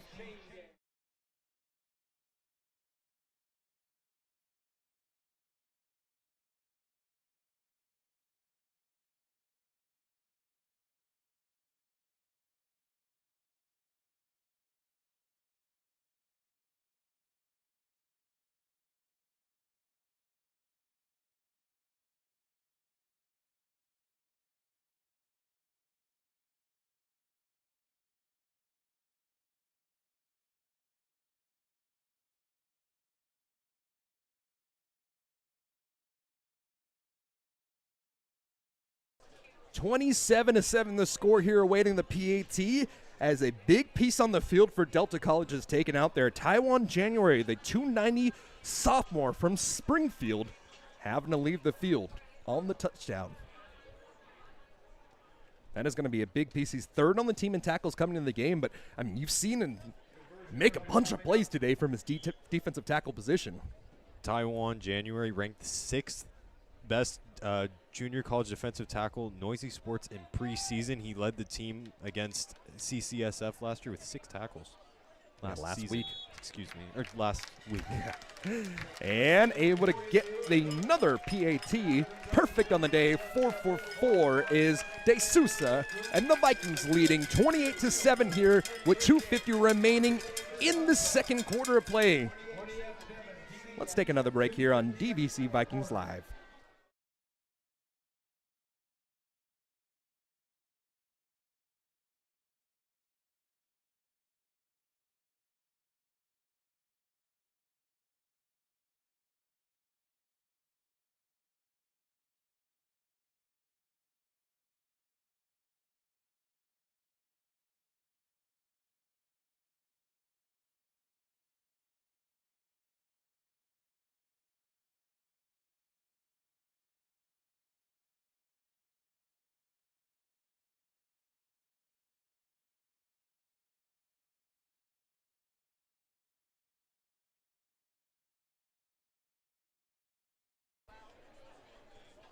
Back on the field, Vikings with 4 touchdowns, scoring on all but one possession. The one possession they did have to punt it away. A bunch of penalties allowed San Joaquin Delta into the red zone, and then getting a stop on 4th down and goal at the 1-yard line. Anthony Henry's terrific play was wiped off the board after an illegal hands to the face, which led to a 1-yard rushing touchdown to Kenyon Nelson on that tush push.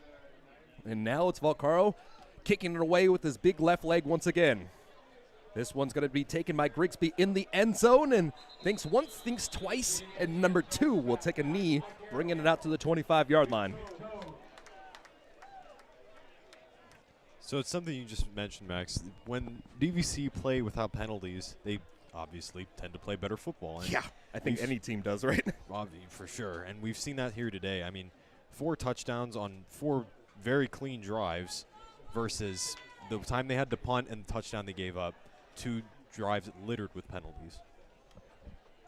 Ball popped out to the 25-yard line, and Delta College, yes, they've had their struggles this year, but I mean, a pretty decent showing. Yes, you're down by 3 scores, but in these situations, you just continue to fight, and honestly, limiting mistakes are what they need to do. That last touchdown was set up after an interception, and a 43 yards later, it was a rushing touchdown by Jason Wade. Play action fake. They'll go with the go route. Possibly another interception. It's Anthony Henry. The last 2 plays from Delta College have resulted in 2 straight interceptions. Have yourself a day. Christmas coming early for number 4. Well, I usually try and look at the positives here. I think this was a miscommunication on the route and just not a great throw, obviously, from Kenyon Nelson, but more so than anything, probably a miscommunication route. And I was going to say before that play, Max, we're reaching a do-or-die point for San Joaquin Delta. They're shying away now. The ball is fielded down at midfield, so the Vikings will take it from the 50-yard line. And when you have another quarterback into the game, you don't necessarily want them to have to do too much. But at the end of the day, this team is just taking advantage of the matchup. Last in the 3C2A in terms of rushing yards, or they give up the most rushing yards, as they say, and that's been the Knight. Another 6-yard rush on the play. The tackle made by number 29 at the end of the play. That's Kalen Howe.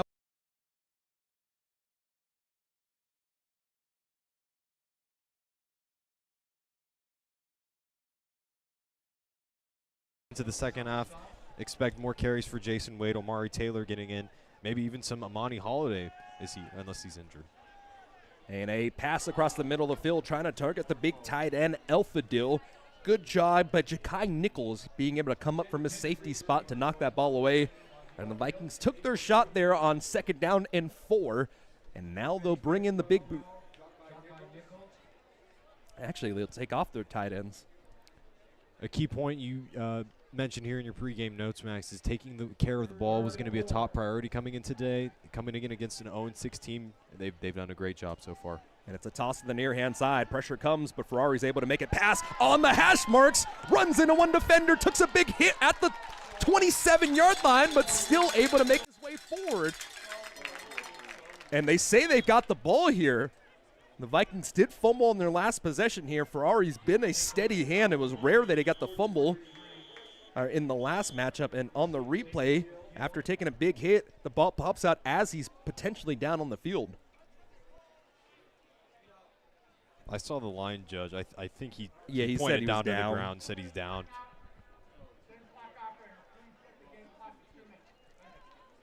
So I think DVC might be taking a timeout here as they try to reset the clock. And pardon me, it's actually a 2-minute timeout. So they said Ferrari was down before any ball popped out. And at the 2-minute timeout, we'll take the timeout. 28-7, DVC leads Delta College here on DVC Vikings Live.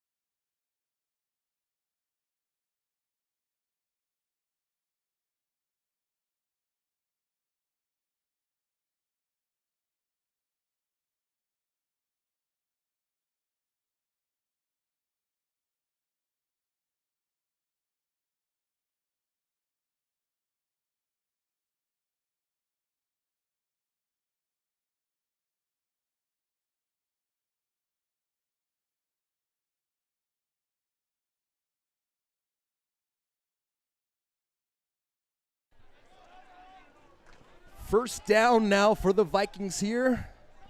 28-7 the score. The Vikings got a turnover last time around, drove it down the field from the 43-yard line and capitalized with a 3-yard rushing touchdown by Jason Wade. And now Wade comes back into the game after the 2-minute timeout, and the Vikings looking to put up 35 here in the first half.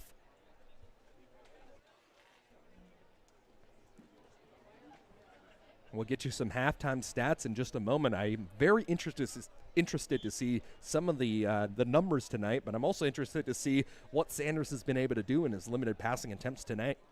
Or I guess it's the afternoon. And Sanders with the goal ball over the top, lofted right into the basket of Miles Dixon. Talk about it, and you shall receive a 24-yard bomb capped up by a ball in the breadbasket at the 156 mark, and it's 34-7. Yeah, Max, what a ball there from Sanders. Just a great throw and a great catch. Some terrible camera work from the cameraman. And as we move forward, a 3-score lead is doable, but a 4-score lead is something that's hard to dig yourself out of. I know we still got 1:56 left here in the second quarter, but well, when you throw 2 back-to-back interceptions, that's a big hole to overcome, and a flag comes in. It's going to be a holding on DVC. I would expect to see that Delta College would want to take that one on the kickoff rather than make them re-kick it. There was a holding off the left side as they did get some good pressure. Miles Dixon with his 3rd touchdown of the year. And that one came off of beauty. You could see the arc, and you could see the perfect placement by Sanders. yeah, it was a great throw, Max, right on the money, and not much more you can ask for from QB2 and Miles Dixon.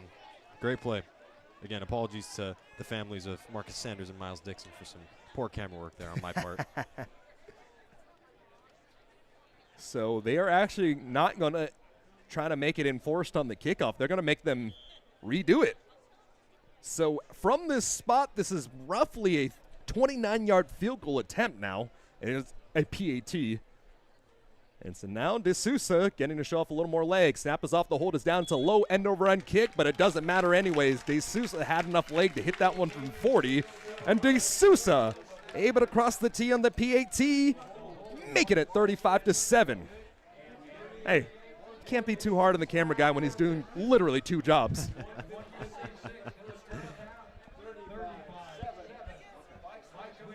So on the 75th anniversary for DVC, they are taking a massive lead of 35-7.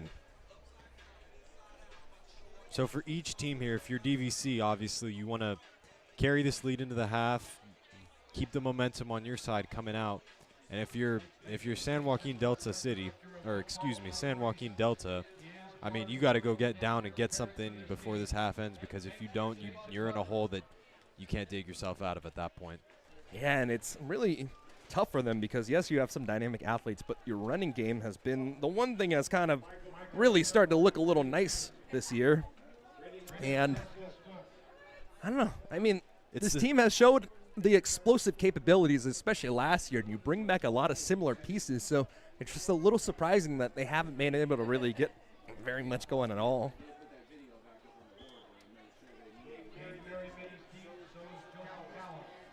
Merriman and Cohen, the 2 deep men, as Volcaro has not allowed them a return in the last few plays, and this one will go to the S of the Vikings logo, the end zone, and another knee taken down, brought to the 25. And yes, kicking is a very difficult situation. There's a reason why they call it a college kicker situation a lot of the times, but such a nice benefit for the Vikings to really have 2 kickers, one able to handle the kickoffs and be able to have enough leg to put it into the end zone, and the other just a pretty steady kicker in the PATs and the field goals. Yeah, for sure. My dad was a former college kicker over at Contra Costa. He's told me about how hard it is to be a kicker, especially at this level. And so with carrying 2 kickers on your roster, that's something that's not too uncommon, and DVC utilizing it well here today. Yeah, and in your punching game as well, we've really only seen Jacob Johnson this year, but you have a guy in Lyston as well who's listed as a defensive end, but also a very good puncher. So obviously I'm not going to wish anything wrong, but it's nice to know that you also have 2 very capable punchers as well.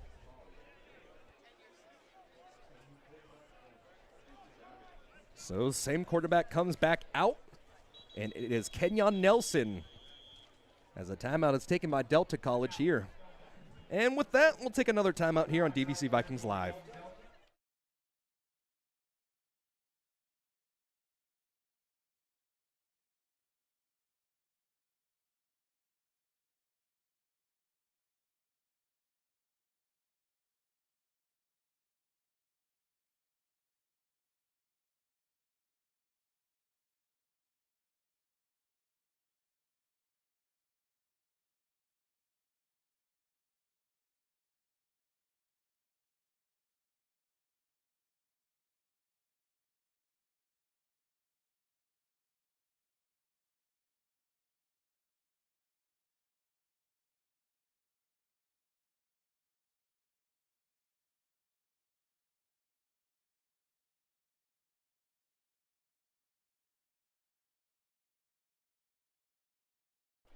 Delta College lining up after taking their second timeout here.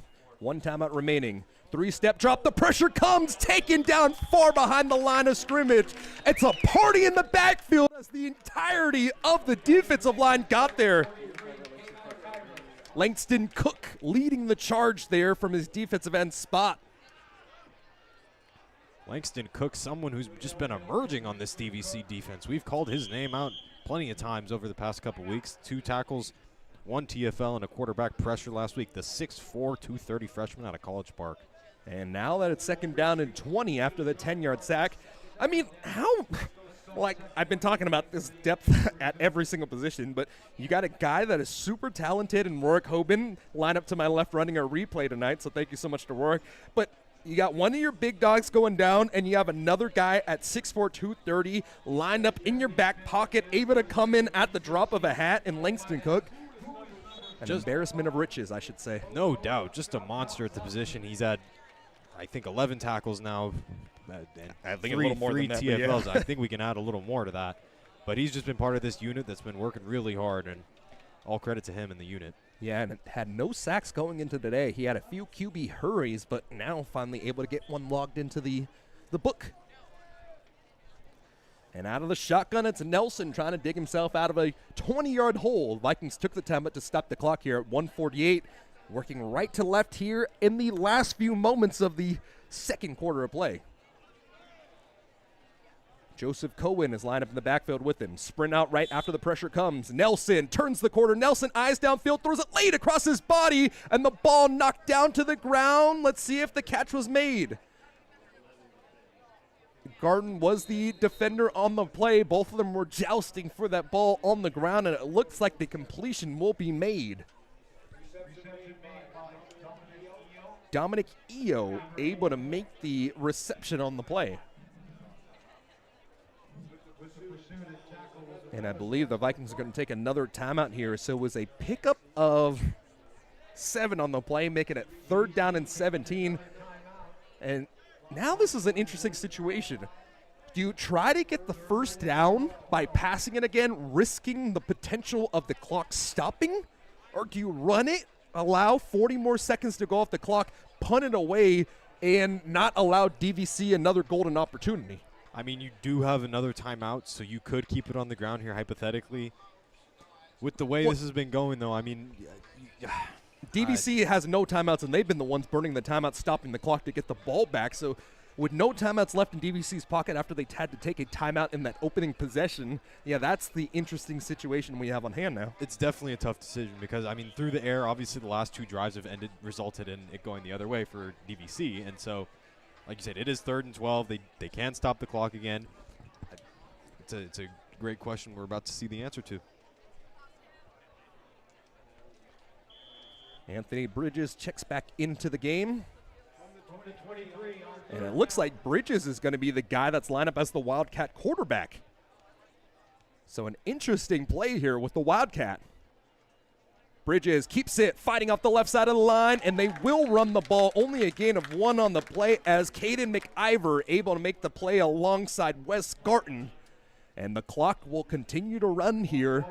Punting unit will come out as the clock trickles down. And it looks like this one will likely be drawn down to the wire. You'll take the timeout to stop the clock at about 1 second remaining. And now the Vikings on the other side will only have about, let's say about 40 seconds after the punt and everything on the other side. To the naked eye, it's a peculiar play call, but I mean, we talked about we it. just talked about it. Pass game hasn't been working, so you don't mind it if you're San Joaquin Delta. I mean, obviously you do, but yeah. So, a penalty flag prior to the snap instead of taking the timeout. So that might push Delta back even further. That is a interesting situation to put yourself in. And it stops the clock. Yeah, it does.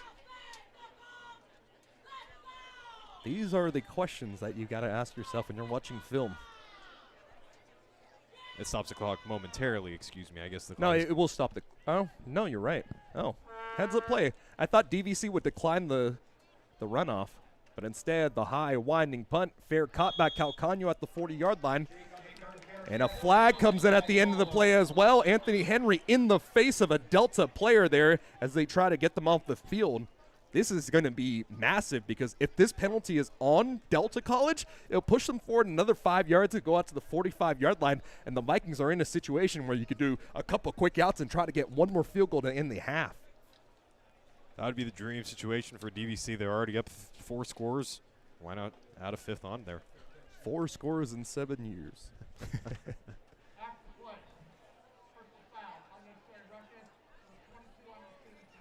And instead, it's called on, I believe they called it on number 22, Marley Alapati. So all the dreams are going the opposite direction. So I expect to see the Vikings probably try to run it a couple times and call it a half. You could take a knee, obviously, but with just the roughing, or with the difficult situation, it'll be interesting.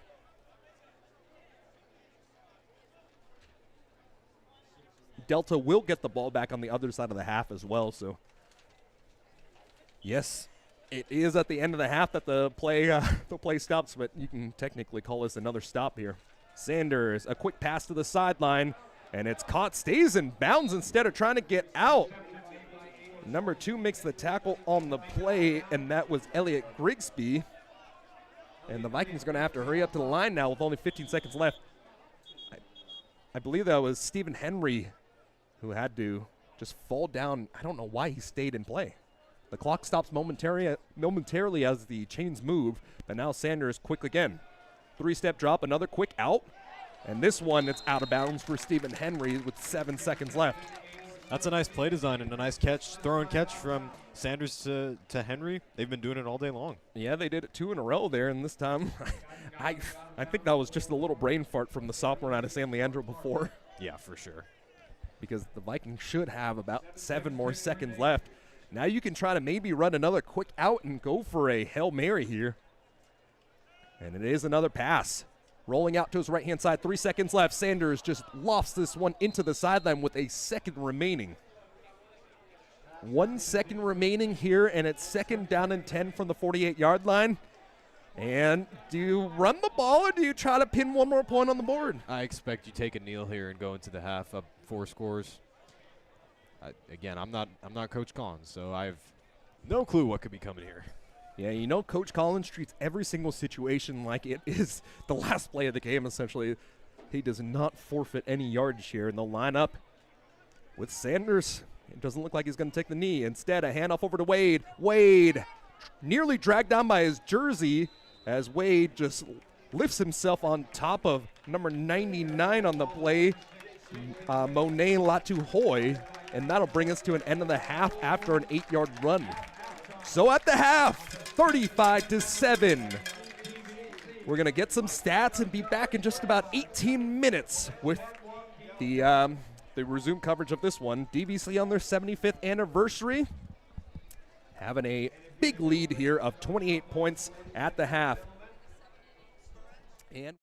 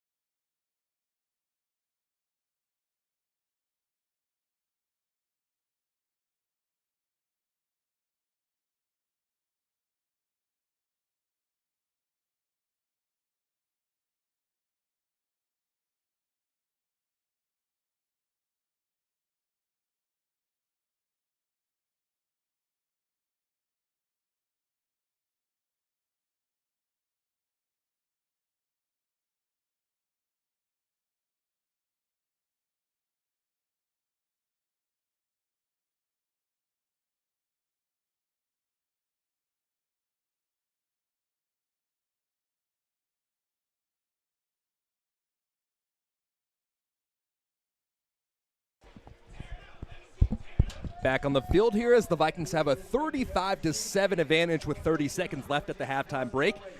Let's give you a rundown of what's been going on up to this point. So, an 8-yard rushing touchdown by Ferrari Miller started our scoring on the opening drive, and then Sean Davis came in, took it all the way down the field, converting a long 3rd down and long. Needed 25, ended up getting, I think it was 31 at the end of the play, and he capped that one off with a 1-yard rushing touchdown. After that, penalties forced the Vikings into a bad situation, nearly getting a stop at the 1-yard line. But instead of the Anthony Henry tackle at the 1, an illegal hands to the face on the Vikings set up San Joaquin Delta with a 1-yard rushing touchdown off a nice tush push from Nelson. After Ferrari Miller came back in off an interception from Anthony Henry, his first of the night, and he was able to get a 1-yard rushing touchdown. And then after a second consecutive interception on back-to-back offensive plays by Delta, Jason Wade was able to come up, get 2 carries, and cap off the touchdown with the 3-yard rush. Towards the end of the half at the 156-minute mark, it was a 2-minute offense, and it was Marcus Sanders dropping an absolute dot to Miles Dixon. It was a 24-yard rushing touchdown, and the extra point was good after the penalty made it a little bit longer, and that gives us our score of 35-7 here. Delta College still coming out of the halftime break, and they might get a penalty on a delay of game to start this one because it's 15 minutes on the clock, but they are not even out onto the field yet. They still need to take a little bit of time to warm up as well, unless you've got something else. So a little interesting situation here as the halftime break comes to a close. Let's give you some more stats here. 19-5 DVC with the first down advantage over San Joaquin Delta College. And it's been the rushing numbers that have been exponential for DVC. 33 rushes for 257 yards.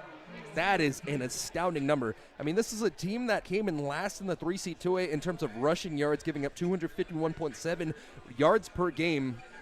But, man, that is still an amazing number. I mean, the fact that you can give Ferrari Miller 20 carries for 128 yards in the first half of play is crazy. Sean Davis came in with 9 rushes for 83 yards and a touchdown. Jason Wade only has 3 for 54 yards and 1 touchdown. Marcus Sanders on the day in his first start for the Vikings, a nice little game, 8 for 14, 118 yards and a touchdown, taking 1 sack for an 8-yard loss.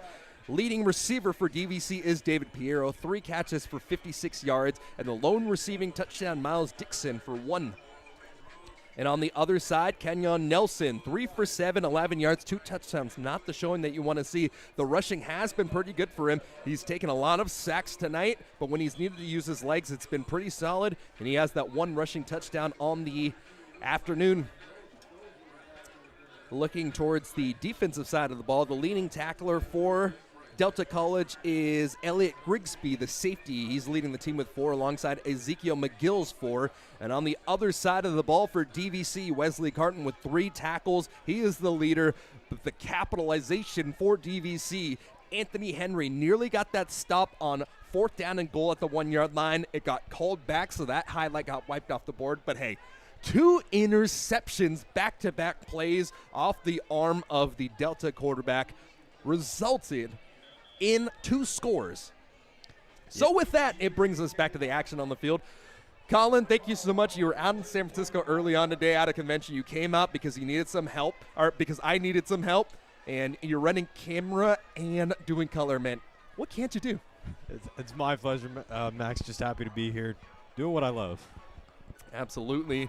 So DVC received the ball to open the game, so now they'll be kicking enough left to right. And we'll see Michael Valcaro. The last 3 kicks have gone in the end zone. And Merriman will be the man to line up deep. End-over-end kick. Drifting to the front of the end zone about 5 yards deep. And from the 25-yard line, we'll see what this offense has in store here. I'm sure they got a yelling at halftime. Nelson's going to have to make some better plays. There are 2 interceptions. Yes, he was pressured, but at the same time, you just can't let that ball go in that situation, right? Yeah, definite key for this second half for San Joaquin Delta College. Limiting the turnovers? Is going to be limiting the turnovers and just playing overall a clean game. You don't want any keep the penalties to a minimum, keep the turnovers to a minimum. At least win the half would be their goal, I would say. Yeah, and DVC, I mean, you try to extend or elongate the game as much as, or not elongate, you try to speed up the game as much as possible running the ball, but when you're running the way that they are and you're scoring as many touchdowns that they are, it's a little bit of a difficult situation here. So Nelson is out of the game, and it's Bridges who had the last carry. He'll hand it off over to Merriman, and Merriman somehow finds a way to get positive yardage. He was swarmed in the backfield from the plenty of defensive players from DVC, but somehow got positive yardage. A definite key in the second half for DVC is take that momentum from the first half. You only allowed 7 points. I know you're playing an 0-16, but still an accomplishment that you want to be proud of, and keep it going in the second half. Remy Oshawa was the man to make the tackle, and it looks like Anthony Bridges was not a Wildcat. He will come in and play quarterback here. He's listed as a wide receiver. And the other quarterback on the roster is Nicholas Coronado. We haven't seen him tonight. Saw him last year. Man-to-man coverage. Another handoff over to Merriman. Merriman bounces off the left side of the tackle and uses his speed as he's upended at the end of the play. A big hit by Jeffrey Holden to stop him from the first down. But a nice scamper out of the backfield by Merriman, able to pick up 6 on the play and make it third down and manageable. Merriman only averaging 3.8 per carry this year, but showing off some wheels there. Nice play. Third down and 1 officially. And yes, your quarterback who got the tush push last time isn't there, but I could see them really just trying to get these extra yards just down and dirty.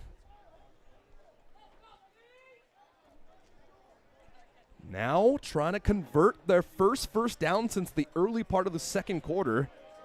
Haven't seen a pass attempt yet by Anthony Bridges, and it's another handoff. Merriman fighting through before Dougie Silva makes the tackle. And he is so shifty. He was one of those guys that ran track 10, 6, 800-meter dash, but it's been the shifty ability of him avoiding defenders in the backfield and getting extra yardage after he should have been tackled that has been so amazing tonight. Yeah, a really nice run there. A nice shifty run from Merriman, and credit to the interior offensive line. Bridges out of the gun from the near hash mark, working right to left. He takes a 3-step drop, firing away to the forehand side, throws it way too far ahead of his intended receiver as he was looking for Denero Burgess. So Ferris Stills Bay played some good defense, forcing an errant pass. Stills Bay had a crucial interception for this team a few weeks ago at American River College. Yeah, absolutely. He's been playing out of his shoes ever since. Yeah, Stills Bay, Holden, Cox, I mean, just the entire defensive backside has been playing well for the Vikings. The defense really has just been playing so good this year for DVC, only giving up 21.3 points per game. The numbers don't necessarily look the best. There's top 13 in terms of sacks as another handoff goes to Merriman. Space off the right side of the offensive line. And man, looking like Lamar Jackson out there with just the stop, let the defender fly by, and a pickup of 15 on the play before Amari Cormier is able to make the tackle. But Merriman's starting to eat here in the second. Merriman's, like you said, starting to eat. He's getting his runs. He's getting his reps in. He's getting that ball. He's getting shifty. He's doing a very nice job for this San Joaquin Delta College front. And it's interesting when you bring another dynamic athlete in. So Bridges, one of those guys that I don't think has played quarterback this year, and an offsides on DVC, or maybe a false start on the center. Let's see what they're going to call it on. It was McIver jumping offsides, but maybe he was drawn offsides. And it is offsides on McIver. So the Vikings will give up another 5 yards, and Nolan Collins, he's going to give his defense an earful with the way this half has started. No doubt penalties are his least favorite thing, so wouldn't be surprised to see maybe a change or two. And now it's Bridges lining up first down and goal from the Vikings 40-yard line. On a pretty nice drive composed by Merriman at running back so far. Another handoff, a jump cut gets past the defensive line, and a pickup of 3 on the play before Oshawa alongside Journey McCoy able to combine for the tackle. But now it's second down and 2, and I don't know what the armor of Anthony Bridges looks like, but maybe you see a deep shot here on second and short. Maybe you see a little play action out of this pistol formation. Maybe you see a inside zone. You never know. They are lining up with the up back off the left side. And it's a quick pass to the forehand side, read well by the defender. Somehow stays on his feet after a good trigger from Stills Bay to try to make the tackle. And the tackle will bring down the receiver, Brody McCoy, just at the line of scrimmage. I mean, honestly, a good job by the receiver getting that outside swing pass and getting back to the line of scrimmage, and a good job by the defense being able to only hold them to basically 0 yards. For sure, not much more you can do there. I mean, great reinforcements from DVC. So with that, it's 3rd down and 2, and you got to believe you're in 4-down territory at this point, lining up in the same formation, out of the shotgun with the wing off the left side. Handoff, Merriman. Merriman, so much patience, able to wiggle his way through the defense, brought down at the 28-yard line. And Eremi Oshawa, the freshman out of Doherty Valley, 6'2", 290 defensive tackle, makes the play here. 10:55 remaining, and I think the Vikings are going to take a timeout here on defense. A stoppage in play, and it'll bring us a stoppage as well here on DVC Vikings Live.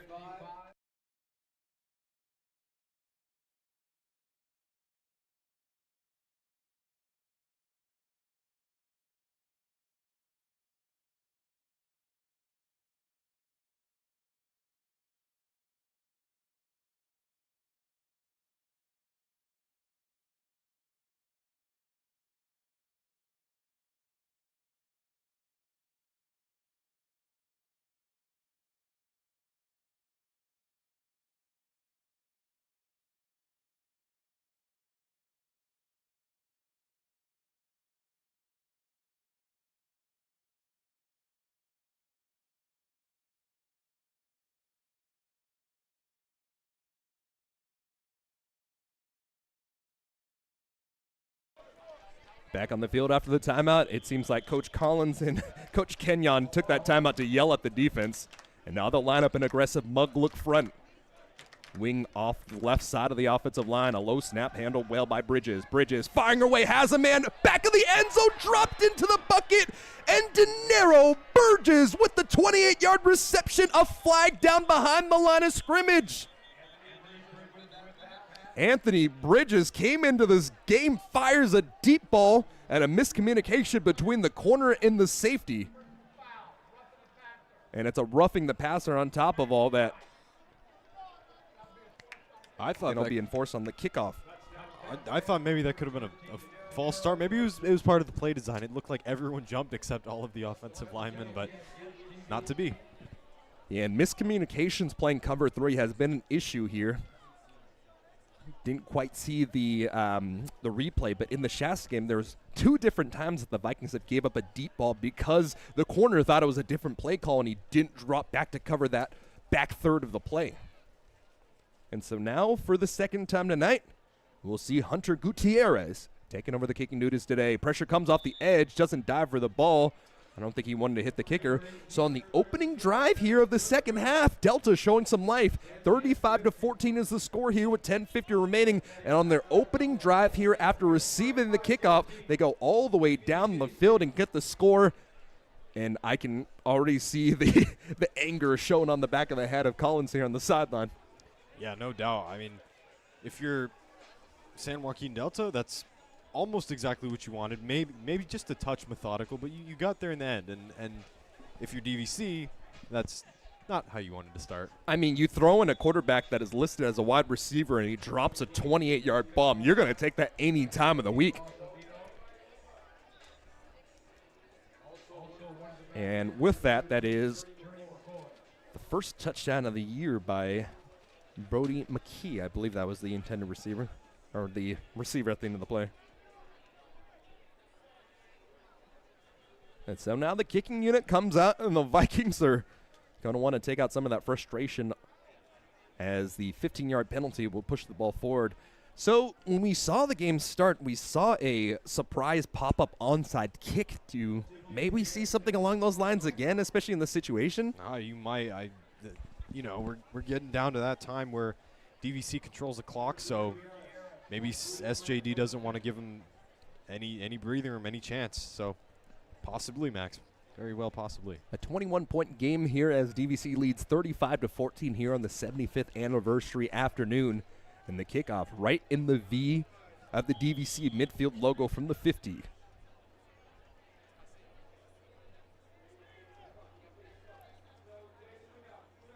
The way he is lined up, it looks like he is going to. Yeah, you can hear the coaches here on the DVC side of the box away from us, and it is a pop-up onside kick. It bounces down, and it hits a defender here, pardon me, one of the kickoff men for Delta College, so the ball will be fielded down near midfield. So it didn't go 10 yards, so there is I think it just took the gnarliest hop I've ever seen, but yeah, that reverse hop. It obviously, like you said, didn't go 10 yards. So I mean, DVC ball about 48-yard line. And I mean, if I can see it up here in the booth, I'm sure the coaches on the field and all their help in the booth saw that pretty drawn out. So the ball will be officially spotted down to the 41-yard line. Clock management is the name of the game now for DVC. They just got to continue to play how they have been in the first half, just smash mouth football, and I'm sure we'll see plenty of Ferrari Miller in this half. And Miller is lining up out of the pistol, working left to right. It's another handoff over to Miller. Miller chiseling through the defense, looking like a sculptor as he brings it forward for a gain of 8. Cameron Johnson makes the tackle at the end of the play. He was getting that engine revved up in the first half, and in the second he's going to try and He power. got 20 carries for 100-plus yards. That is true. So you could say he got it a lot more than revved up, but he's looking to continue and take it over 150 miles an hour, something like that. And something interesting as well, I believe Gage Ida has come in for Florkowski as the center. Pressure comes off the edge. They do not call the jump off sides, but instead it's a big tackle for loss on the play. Leading the charge, it was Taiwan January, injured at the end of Jason Wade's touchdown in the first half. It's good to see him back. Yeah, for sure. You never want to see injuries. But, I mean, like you said, Max, from up here it did look like a clear offside. But, I mean, hey, if you don't call it, then you got to play through it. We're going to play through it, and we're going to give some credit to the defense there for the blitz. And so now DVC trying not to go 3 and out on the opening drive here in the second half. 9:42 counting down. It's a shotgun look now. Sanders tosses. Ferrari Miller has some space. Stiff arms one defender down at the 45-yard line. Rumbling, tumbling past the line of scrimmage. Enough for the first down. A 9-yard rush from Ferrari Miller. Talk about the strength from the 200-pound freshman from McClymonds. I mean, he just dribbled the defender down. If you could put some shields on that Ferrari, then do so. Great. Stiff arm, not 1 but 2 on that play. Ja'Kai Nichols was dribbled like a basketball onto the floor. Wow. And now the Vikings with a similar formation. It's Elfadil lined up off the left guard. Miller with the reverse handoff, the stretch to the right-hand side, a good block in front of him. And Miller escorted out of bounds after a gain of 5 on the play. Ziad Mitchell on the tackle. And Christopher Strotter, I was joking around with him before the game. He works here for DVC, played for the Vikings, ended up going to, I don't want to guess the school, but a very successful offensive lineman in his time, and he was joking around that he's the bodyguard of the team, helping out with the offensive line on the near side. And as the action came, he was looking like a club bodyguard over there. He's the Vikings version of Big Dom. Yeah, exactly. Vikings working out on a pistol spread here, and Sanders looks towards the near sideline on 2nd down and 5, 8:33 counting down, working left to right. An awkward snap handled well. Sanders throws it over to Piero on the near sideline, and Piero somehow fights enough for a first down.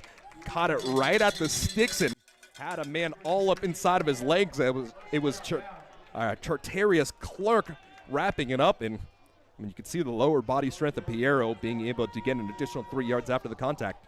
I personally find it interesting, DVC going a couple hurry-ups here, and they are hurrying up with Sanders, and Sanders, you don't really know the situation here as Calcano gets the ball right at the line of scrimmage, or pardon me, right at the line to gain, and is able to bounce it back, running to the near-hand side before he was pushed out of bounds by Regan Duffy, the outside linebacker.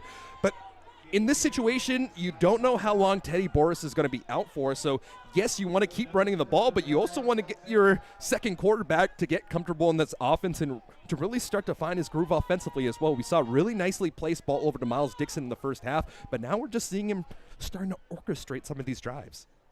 Nearly a jump off sides. It's a free play. understands the situation and tried to throw the short, skinny post to Calcano. And the Vikings will just take the 5 yards and keep it first down as the ball moves inside of the red zone. Correct me if... Oh, I am wrong. I was going to say I don't see any flags, but I They clearly picked it up, yeah. clearly offside. They're going to call it, but yes. And so they didn't call the offsides on one side, and they'll call it this time around. First down and 5 will be set down on the 19. Going back a couple plays, highlighting a great catch from David Piero, again, fighting forward for a few extra yards. I mean, it doesn't matter the quarterback. This guy is going to put on a show no matter when he comes on. Yeah, he's like Scary Terry over there in Washington. It doesn't matter who his QB is. He's going to try to get 1,000 yards every single time. Trying to go with the hard count there with Sanders. No jump off sides. Miller's in the backfield. Low snap. Low toss out to the 10-yard line. Oh, my goodness. Talk about some shimmy.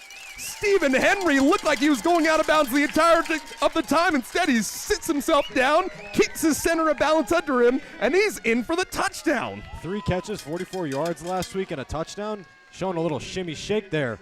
Number 7, Zaid Mitchell. Where are you going?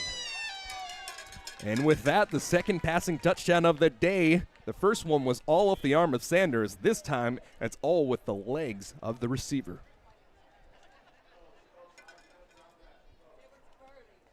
Vikings able to answer after being in a tough situation. Low snap handled well by Sanders, and Sanders doing a good job at quarterback and doing a good job holding here as a man is down on the field. It's Elliott Grigsby who's slow to get up. He will get up on his own, under his own power, and it looks like he's cramping here, grabbing his hamstrings. And with that, the PAT is good. 42-14 our score here as the Vikings answer the opening drive score from Delta. And it's a timeout here on DVC Vikings Live.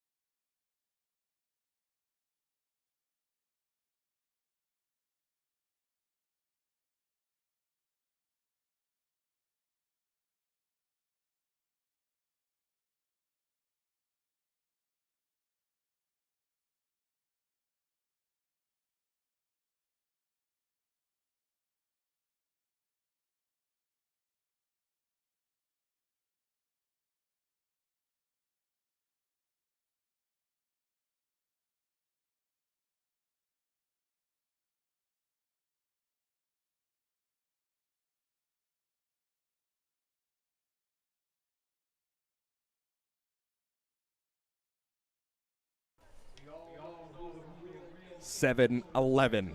Lucky numbers on the board, and the lucky I can't call it lucky. It was just a beautifully orchestrated drive capped off by a very nice play to Stephen Henry II. And now the Vikings kicking it away once more, left to right. Last time around, a very nice drive from San Joaquin Delta. And this one potentially returnable, and it's Merriman taking it from the 4-yard line. He's going to defer back up the field. Merriman breaks one tackle out to the 21-yard line. Made one man miss at the 18-yard line. And Zachary Sandoval for the Vikings able to cap off the play. Going back to that touchdown for the Vikings real quick. A real nice throw from Sanders. Not too much pressure on him. A quick little out to Stephen Henry II, and has his, I think, second touchdown on the day. Yeah, it was. No, I think the first one went to Miles Dixon, if I'm not one. mistaken, right? And then the second passing touchdown now to Stephen Henry II. Without live stats, it's hard to say. That is very true. With 42 points put up by the Vikings already, getting a little lost in the wash. All the points matter the same, so I guess at the end of the day, that's all that matters. Absolutely. And a guy who's done a good job since coming in. We thought he was a wildcat at the end of the half with Anthony Bridges, but now he's shown his ability to pass. Merriman lining up in the shotgun alongside him. Merriman met in the hole. Wes Garten not letting go. Put those Gator chomps on. Forward progress will give the ball right to the line of scrimmage for Merriman, but man, just such a quick trigger. Wesley Garten has been so good for the Vikings this year.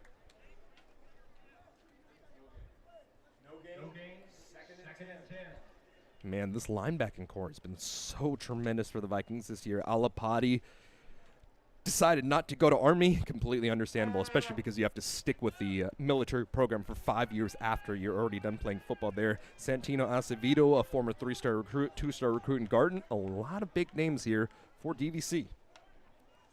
And that doesn't even talk about Malik Viewens, who's been a great force for the Vikings the last couple of years. Merriman with another handoff. And at the end of the play, Oshawa really getting his name into this stat sheet tonight. Yeah, Oshawa, man. You were mentioning the linebackers for DVC. Looking down at my play sheet right now, there's a lot more than I thought there were. Dougie Silva, you didn't even mention some that are so good, because you're just talking about. I mean, Wesley Garden, like you said, Marley Alapati, Dougie Silva, Malik Viewens. Sweeney's been good this year Sweeney, too. At times he's shown promise. It's been a good year for the DVC linebackers for sure. Now it's a third down and long from the 24-yard line. Avoiding one tackler, and now just throws a give-me up, and two different Vikings bounced into one another. That should have been a touchdown for Anton Moreau, the 6'4", 205 redshirt sophomore, but it looked like Montrell Smith wanted that ball too. And both of the DVC Vikings kicked themselves in the rear end at the end of that one. Should have been a third turnover of the day. Montrell Smith, the true freshman, and Anton Moreau, redshirt sophomore. So there's about 2 years of difference in experience there, but we kind of saw it on that last play. One of the preseason corners here, offers from Western Kentucky and Texas State for Anton Monroe. And we were just talking about how much of a dynamic athlete, a 4.3 40 runner on his own regard, ran a 10.5 in the 100, so he can make you pay. Man, speaking of Western Kentucky, have you seen their mascot, Max? That thing freaks me out. It's like, who's the Philadelphia Fanatic? It's like in that same vein. Right, yeah. Exactly. Just red. Oh, it's that sickos committee energy, man. I was listening to the college football blitz as I was driving here. It's Learfield's version of the red zone over the radio. And our former guy over there, Joey Aguilar, a member of App State, as it's a fair catch made by Piero at the 46-yard line. But going back to it, they were talking about, we got a safety alert in Boone. Obviously, all the situations with the Hurricanes didn't allow them to play the last few games. So it's their first game back after the Hurricanes. And they gave a Sickos, or a sponsored safety segment presented by the Sickos Committee. And I just, I felt that right in my core. I had to tweet it out. That's hilarious. If you don't know about the Sickos Committee, go on Twitter, go on Instagram. If you are a college football sicko, which either you're a family member watching JC football or you're just a sicko, can't get enough football, join it. Follow them. They're doing a tremendous job. And a guy doing a tremendous job, and Marcus Sanders continues his afternoon. Low snap, quick toss to the near-hand side for Ari Miller. On top of the hash marks, brings the ball forward out to the 40-yard line after a tackle made by Ezekiel McGill, one of the leading tacklers at the halftime break. Every time you give it to Miller, it's a 7-yard gain, and this offense is starting to look like Nevada. All they do is run crack toss, and it's working. Ferrari Miller, engines revving. Sean Davis has had a great day. Jason Wade. I'm still surprised we haven't seen too much of Amari Taylor, but, I mean, we still got a quarter plus left. Yeah, I was going to say, we got a lot. You could absolutely see him by the end of this game. In the last blowout victory against Feather River College, Holiday and Taylor got some burn late, and they really made their names known. Sanders looks for the nearest sideline, and the clock counts down to 0. So Sanders is going to get chewed out by his head coach there, saying, hey, you need to look at the clock. I don't think they're going to get the timeout in time. And yes, they actually do. You could hear Coach Collins yelling from the booth, yelling time. And with that, the second timeout burned by the Vikings, then it's 42-14, a 7-7 second half. And at the 4:33-minute mark, we'll take a timeout here on DVC Vikings Live.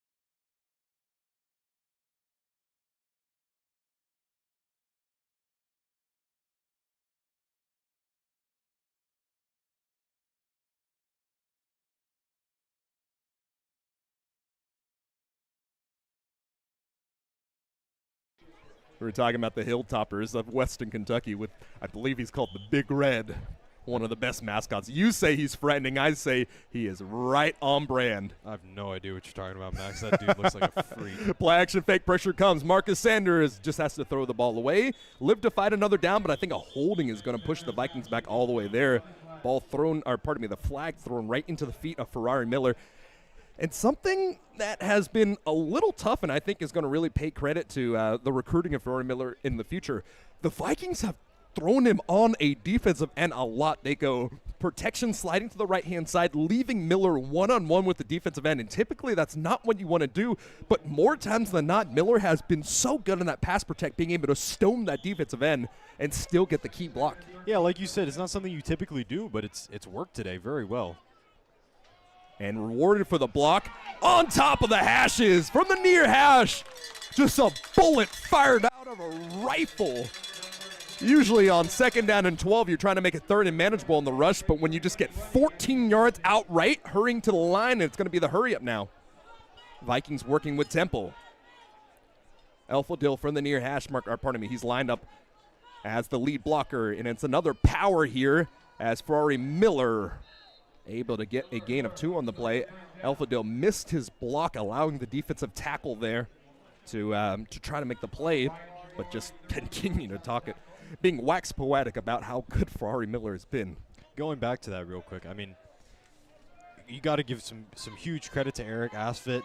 He's done a great job at right tackle today. Like you said, he started over at left tackle, but he shifted over to right tackle with Neubauer going over to left tackle, and it seems to have worked wonders for this DVC offense. Yeah, and Aaron Strickard is actually taking the job at left tackle right now. He came in a little bit in the first half, and I think the Vikings are just getting some burn for their depth at offensive line. And now some burn here in the passing game. They tried to get an early screen pass to Jake Calcagno. It wasn't successful. This time around, a perfectly drawn-up play, and Calcagno picks up a gain of 14 on the first down. Calcagno, 13 receptions, just added his 14th for, I'd say, a little over 270 yards on the year. He's averaging over 20 yards a catch. And now the cutback on the stretch to the left-hand side, and the outside zone will result in a gain of 4 on the play inside of the red zone now as DVC continues to work their back. And it was Francis Monet Latuhoy making the tackle. One of those big boys has a sack on the night. The lone San Joaquin Delta player on the year to get a sack. He's got 2. 2nd down and 7 from the 17. Another give to the back. Ran into the back of his center this time around before being brought down by Jason Mimit. And with some of these changes at offensive line, the staple for the Vikings this year has been Ben Florkowski. But with Gage Ida in there, with Strickard in at left tackle, you might see a little bit of a hiccup here and there. But this is why you get these live reps. The coaching of Dave Garcia here, his 13th year with the program, one of the legends, played football here. Father is staple here in the crowd with his cowbell. And the offensive line's trying to eat. Goal ball down the forehand side. Ball's broken up at the end of the play. The intended receiver on the play was, I believe, Cade Young. Yeah, Cade Young, I believe. Number 16 was the man on the play. And on 4th down and 4, the Vikings are electing to keep the offense on the field here. I like the idea of the play to a big receiver. It's just, you had double coverage. And now it's Miller on a toss, the crackback toss. This time read extremely well. Miller finds a way to stay alive. He reverses the field, gets a block from his quarterback, enough for the first. Andre Griffin brings him down, but Ferrari Miller was dead to his rights on the right side and still found a way to pick up the first. Well, hey now, big fella. Not only Stephen Henry earlier, but Ferrari Miller showing the little juke left, juke right, come back left, and then get the first down. Oh, man. It's been terrific. He's unbelievable, Max. I think that's upwards of 30 carries now tonight. Ferrari Miller, have yourself a day. Why not give another one? And Miller diving past the 5-yard line, picking up 4 again. A little slip there, else I think he would have powered his way into the end zone. He's had a great game today. And the 5-sport athlete, Jakai Nichols, makes the play at the end of it. And this is something interesting. Football, basketball, track, baseball, and hey, cheerleaders are athletes too. A male cheerleader on top of a football player, a 5-sport athlete. That's ridiculous. I mean, to play one sport is remarkable. To play 5 is something that's truly unheard of. And it's a shotgun spread. Look for Marcus Sanders now as Miller joins alongside with him. Jet motion across the formation for Stephen Henry as he lines up in the trips now. Sprint right, eyes downfield, ran straight into Taiwan January. And that's a play you're going to want back. The clock will likely dribble into the quarter break here. But that is not a good block off the right-hand side, allowing Taiwan January into the face of your quarterback. And the Vikings have done a pretty good job overall protecting the quarterback. But the third sack of the afternoon for San Joaquin Delta will bring us to the halftime break. 42-14. The offense is actually lining up. They might want to get one more playoff on the ball or maybe just get a free 5-yard gain. 6 seconds remaining. Sanders out of the shotgun. He will take the snap. Sanders with the go route towards the near sideline. Overthrows his receiver. Tried to get it back over to Cade Young. And Young just wasn't anywhere within the vicinity to be able to make the play. So the Vikings will turn it over on downs as the clock hits 0 here. And it was a 7-7 third quarter of play as the Vikings scored and Delta has scored. And now the Vikings turn around down, so we'll see Delta on the other side of the break here. 15 minutes left in the 75th anniversary game. Back on the other side of the break here on DVC Vikings Live.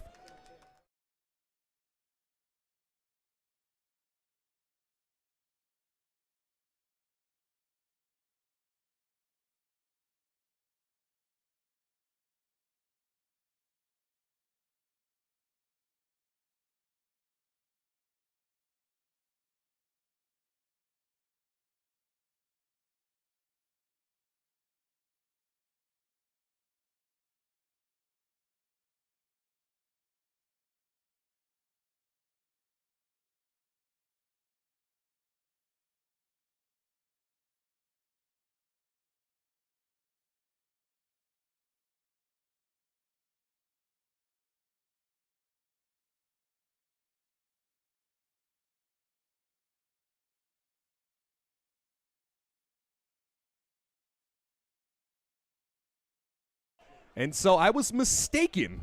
It was actually third down on the last attempt, so we'll get an opportunity to see De Sousa. Ball spotted down here. It should be about a 31-yard field goal attempt from the spot.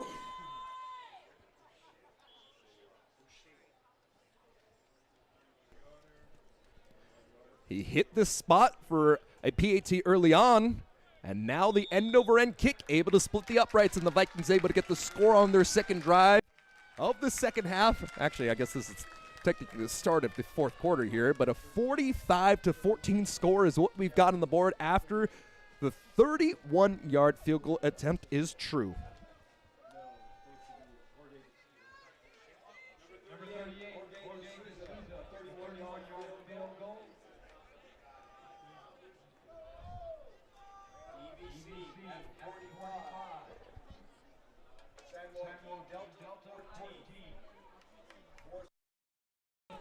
And now, with 14:56 remaining in the fourth quarter of play, DVC with a 45-14 advantage. And yes, things haven't looked good for Delta tonight, or this afternoon. We're used to night games here at DVC on the Friday night lights. But the lone Saturday game here. But you got to feel pretty good about being able to find some offensive explosion after what happened last week against City College of San Francisco. It ended up being a 31-0 blowout. You had some success, but just too many turnovers really put you in a bad situation. And they've taken advantage of some blown coverages from DVC so far tonight, and they've shown that they do have a very capable running back in Cade Merriman. Last year, in that final game against Delta College on sophomore night, Merriman had himself a heck of a game, continuing with a pretty decent game here in the second half. And Merriman having the opportunity to return the kick here. He muffles it at the 2-yard line, has to pick it up, and somehow still able to get a positive gain out to the 14-yard line. Saphir able to trip up the running back and kick returner here at the end of the play. The defensive back out of Oakland Tech. And so now the ball will be spotted down at the 15-yard line. And DVC continuing to shift some players around now. In this situation, 15 minutes left in the game. Start to get some more depth across the board. Yeah, it's not something we're too surprised to see. A 31-point advantage for DVC. Now they're getting some of their backups in, get some reps, and get out of here with a W. And a single high look. It turns into a handoff. Merriman, upended with a really difficult knee. Montrell Smith was the man to deliver the low blow. Now, I assume, Max, the goal for some of these backups and some of these second and third stringers, as we have an injury to 37, that's Zach Sandoval. But the goal is to, I mean, put on a good showing, obviously, get your reps in, but hopefully get into the mind of Coach Collins and his staff that you're here and you want to play. So we'll see how they do. Zach Sandoval, I want to talk about him for a quick second. It's his third year here at DVC, played in limited reps the last few years, and I'm really happy to see him get some opportunities here, but unfortunately, down on the play, and that'll send us to another timeout here on DVC Vikings Live.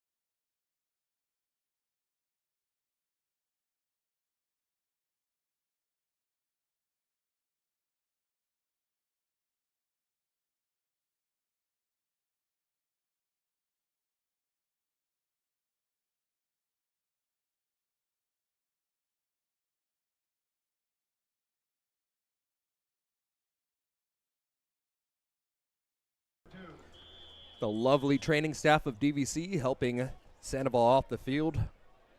And now it'll be a 2nd down and 6 from the 19-yard line. Anthony Bridges has come in relief of Nelson, and it's been the Merriman show, as it's actually Joseph Cohen this time around, able to get a first down, and I think DVC is going to be called for unnecessary a personal foul on that sideline after a 7-yard rush.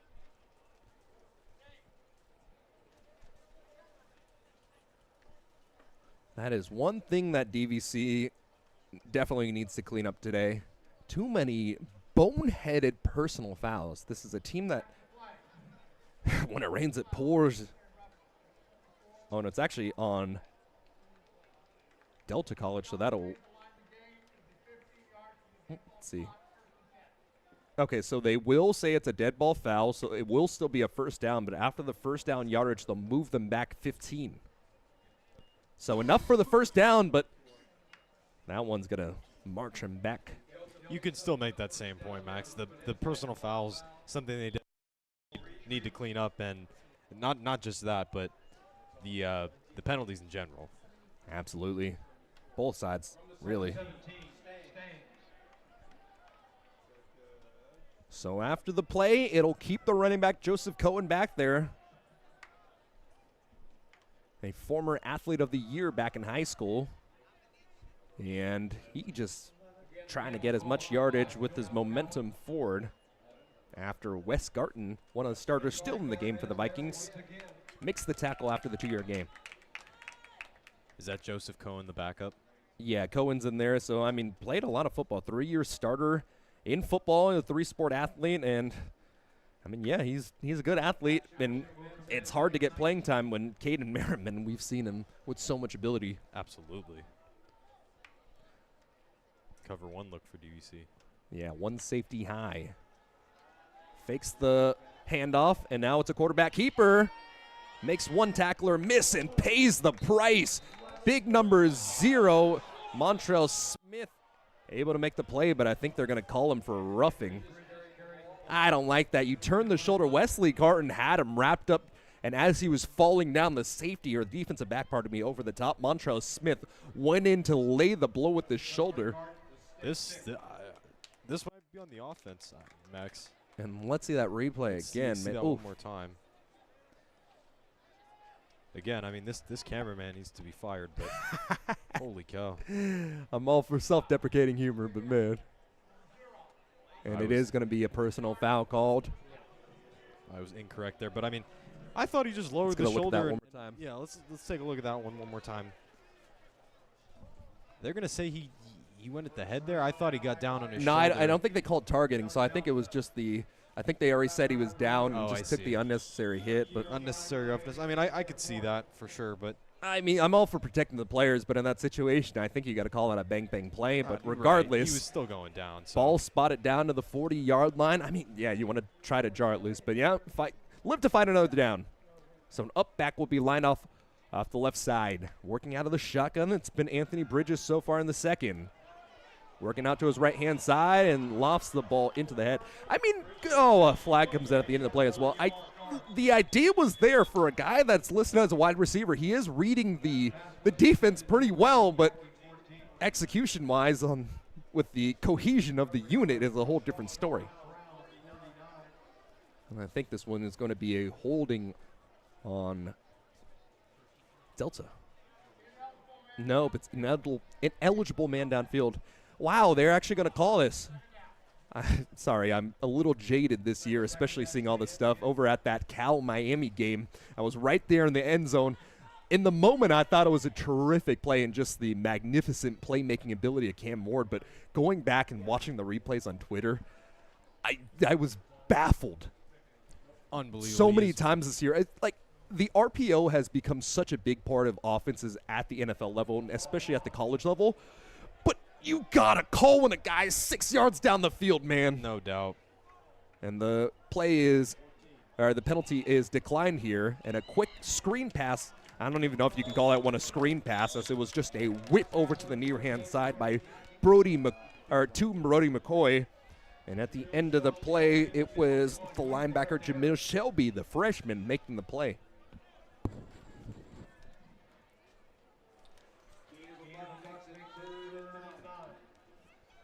And now it's a 3rd down and 9. A couple penalties have resulted in first downs here for Delta College in this drive, but with 12-10 counting down in this 45-14 game, now another big call ahead of them with a guy that doesn't even have any stats in the book. No listed height, no listed school or anything, but he's been a good athlete tonight in Bridges, and Bridges paying the price after scrambling. He'll lose about 2 yards on the play, and it was Amari Cormier able to wrap it up first before 2 different players took big hits. And it was actually number 90, not 99, so that is Remy Oshewa forcing the punt unit to come out now. Isaac Gallagher averaging 37.3 yards per punt. And let's see if maybe I have some stats from halftime that talks about him a little bit further.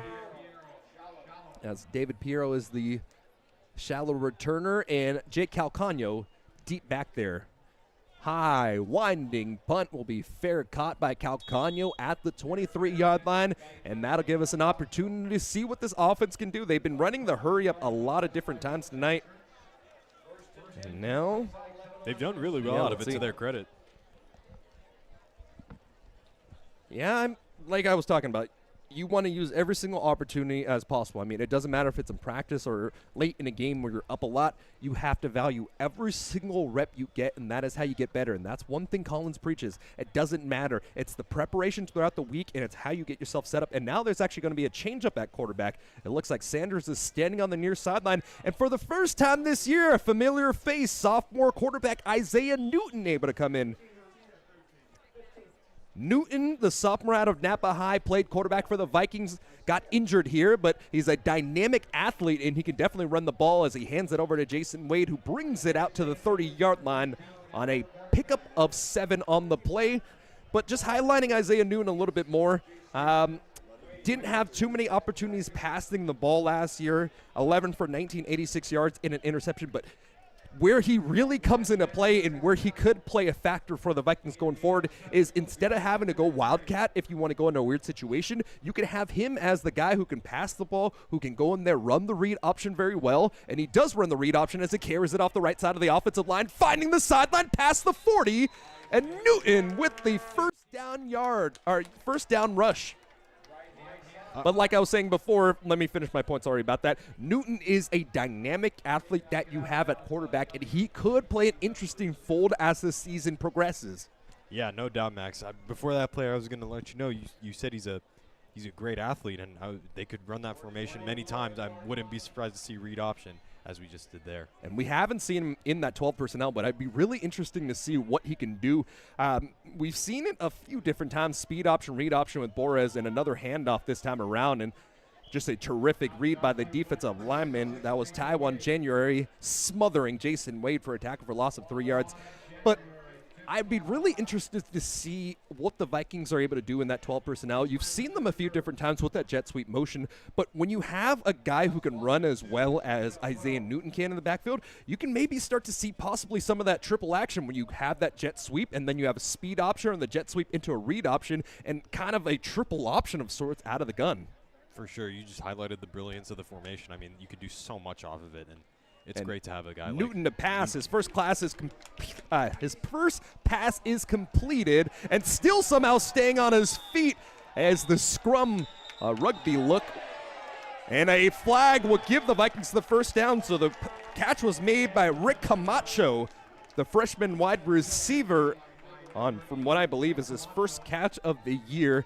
And so, I mean, that's just all heart and effort right there. Camacho refused to go down, and at the end of the play, a flag will likely give the Vikings the first.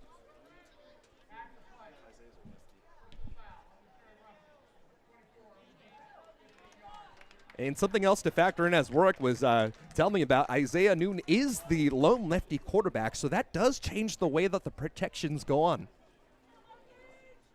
The blind side changes, the flow of the offense, the rotation of the way you can run it changes, because obviously when you have a good athlete, you want to run them towards that direction, so it flips really the way you can call plays as well. He's going to work out of a pistol set. 3 receivers to the far hand side. That's a new running back in the backfield. I can't tell the second number yet. I believe it's Sean Davis. And instead it is Amari Taylor, but instead Newton keeps it on top of the numbers, holding at the end of the play as 3 different pieces of dirty laundry go out onto the field. It was a 12-yard rush by Newton. But I think I love taking lines from John Brown, the Hall of Famer at PA. The yellow scarves come onto the field. My favorite line of John Brown's is, in basketball, a travel, he calls it too much cha-cha. He's a Hall of Famer for a reason. A true legend, John Brown. A living legend. A living legend. So unfortunately for the Vikings, after the first down via penalty, Isaiah Newton continuing to run, but holds will bring you back.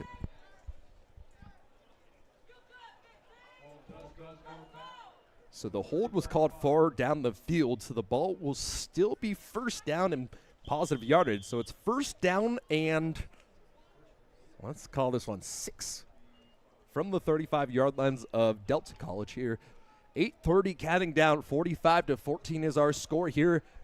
12 seconds left on the play clock as the Vikings line up in that 3-receiver look. Amari Taylor, haven't seen him too much in the backfield. And Amari Taylor with the handoff. Nope, it's actually a keeper. And enough for the first down by Newton.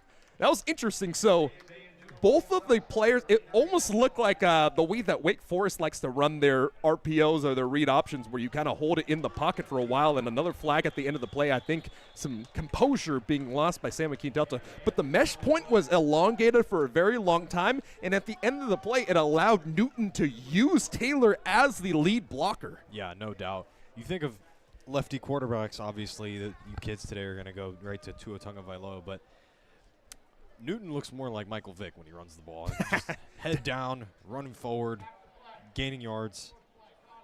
And the unsportsmanlike conduct on the defense, they're going to call it on 40.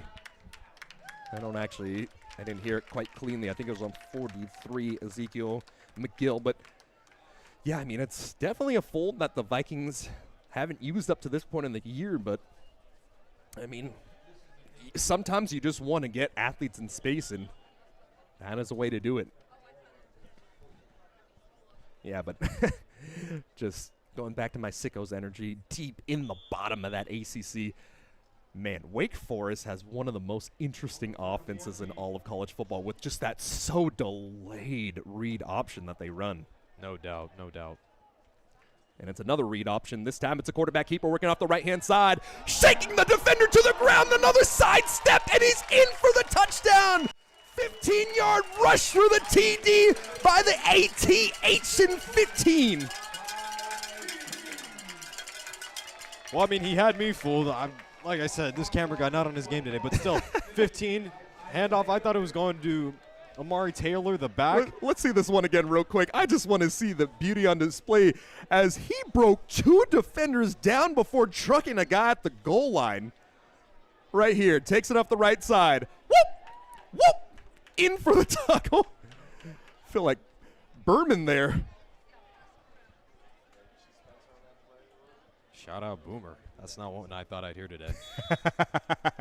And able to keep perfect on the night for D'Souza, whether it be field goal attempts or whether it be PATs. 52-14, 7:53 remaining in the fourth quarter. And as well as Marcus Sanders has played today, it's been Isaiah Newton stealing the show in relief.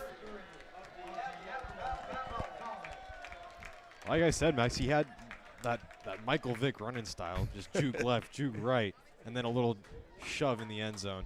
That was really nice. So, a funny story. A long time ago, back in my broadcasting play-by-play debut up in Davis, I did not know what to say. I did not know how to prep, and I remember just somewhere in my brain, it just kept going back to Berman's rumbling, tumbling, stumbling. And Davis had a back, I believe his name was Moleni, and this guy was a Polynesian bulldozer. He really did rumble, tumble, and stumble. But I think I used that line about 45 times in that broadcast.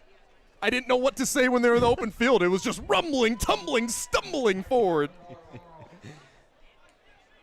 Always love to hear you boomers tell stories. No, I'm just giving him some. From boomer to boomer. Are you even a Zoomer or are you Gen Alpha?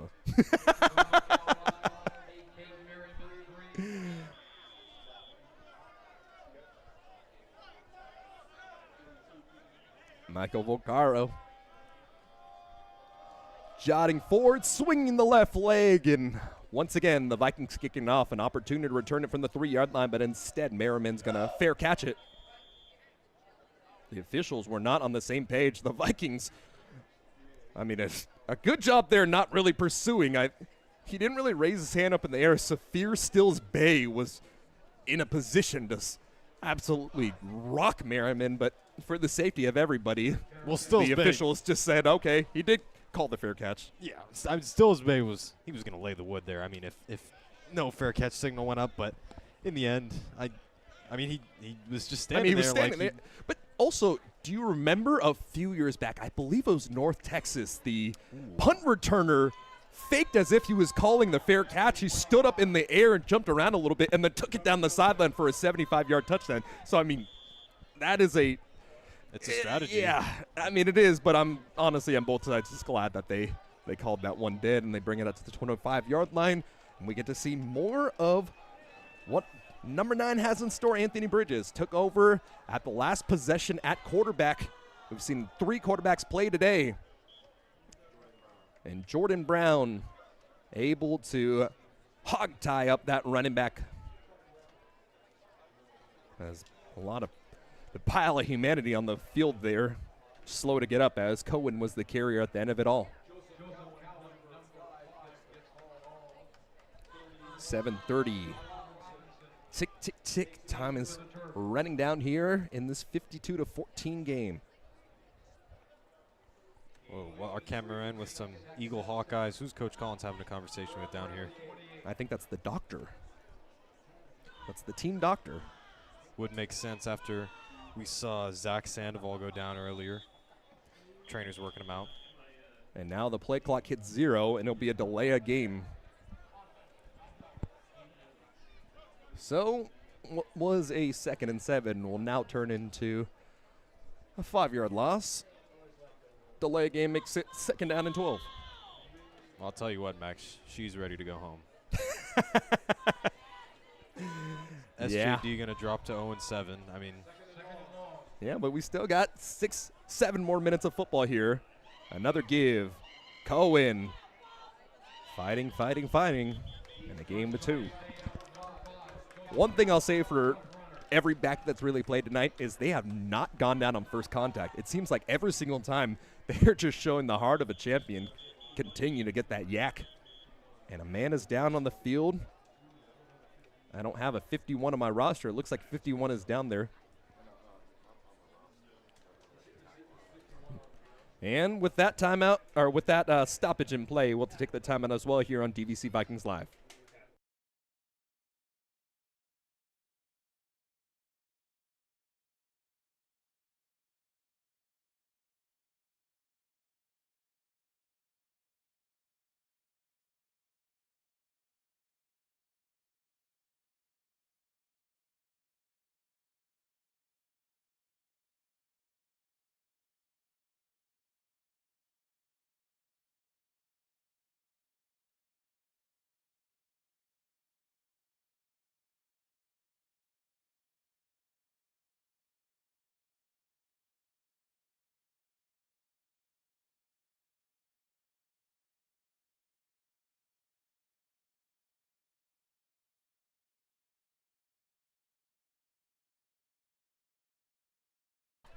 Makai Valdez, it was number 80 that was on the ground, the starting tight end.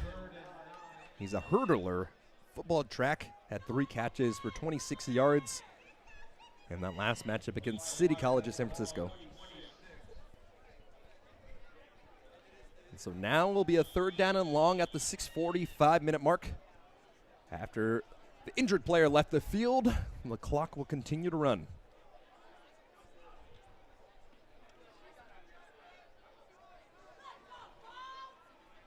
Number 9 still in at QB, Anthony Bridges.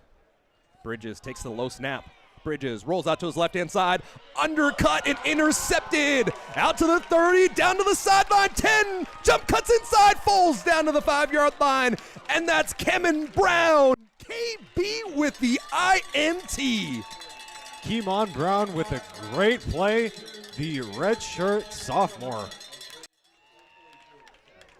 Great recognition.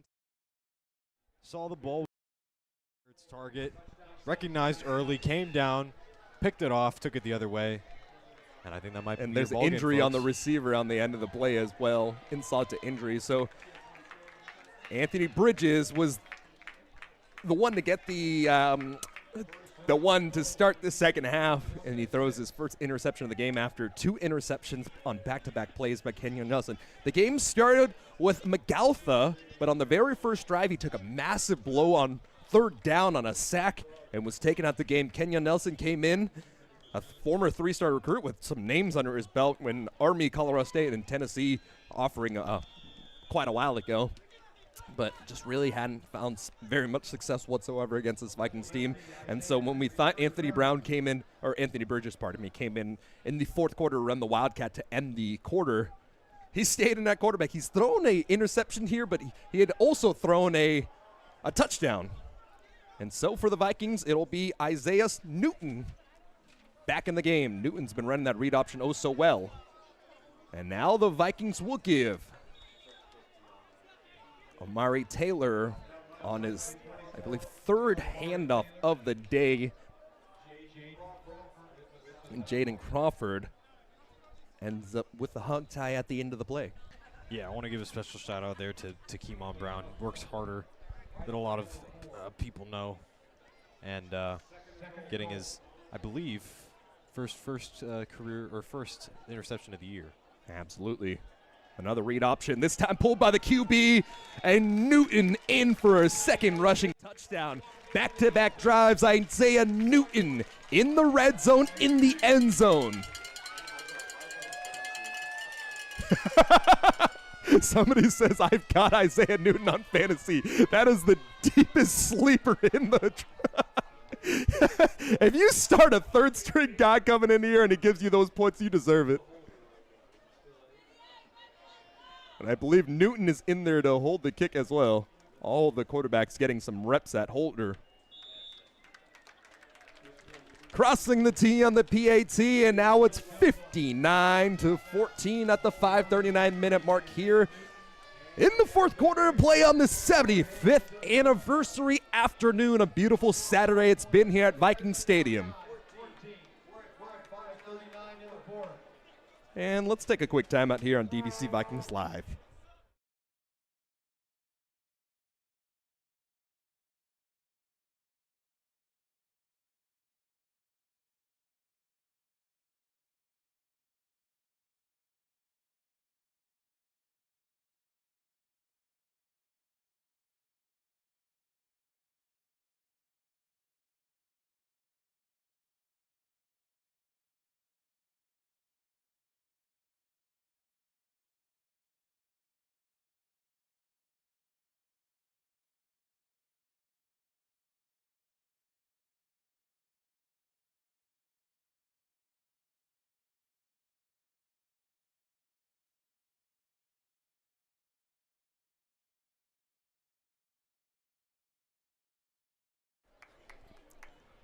Volcaro showing off his leg all night long. Last one was fair caught.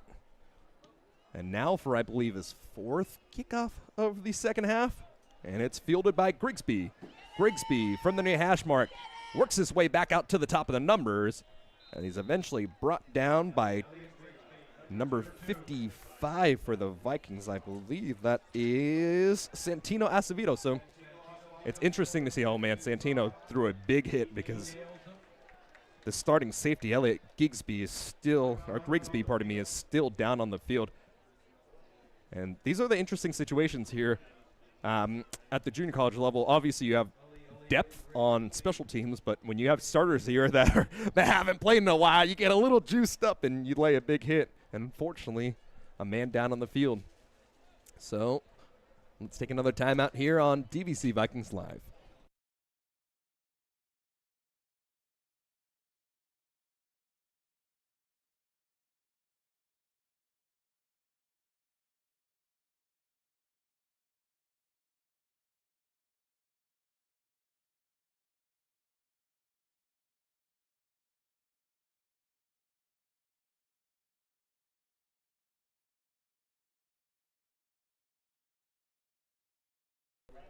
Able to come off under his own power.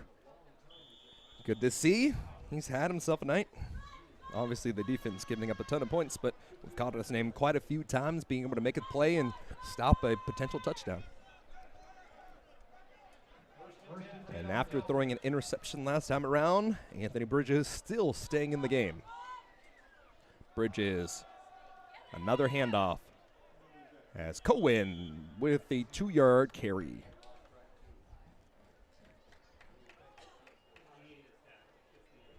At the end of the play, Mason Carr makes the tackle. Mason, the redshirt sophomore out of Renton, Washington, a former 2-star recruit and a walk-on at Wazoo. He redshirted up there. Former first-team All-King County player. Was one of those key pieces of DVC's defense last year, but I believe this is the first time we're seeing him play in this 2024 campaign. Backfield continues to be comprised of Bridges at quarterback and Cohen at running back.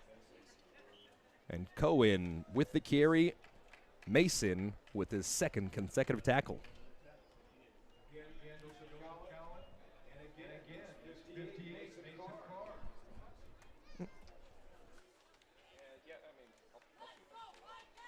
I said, why not?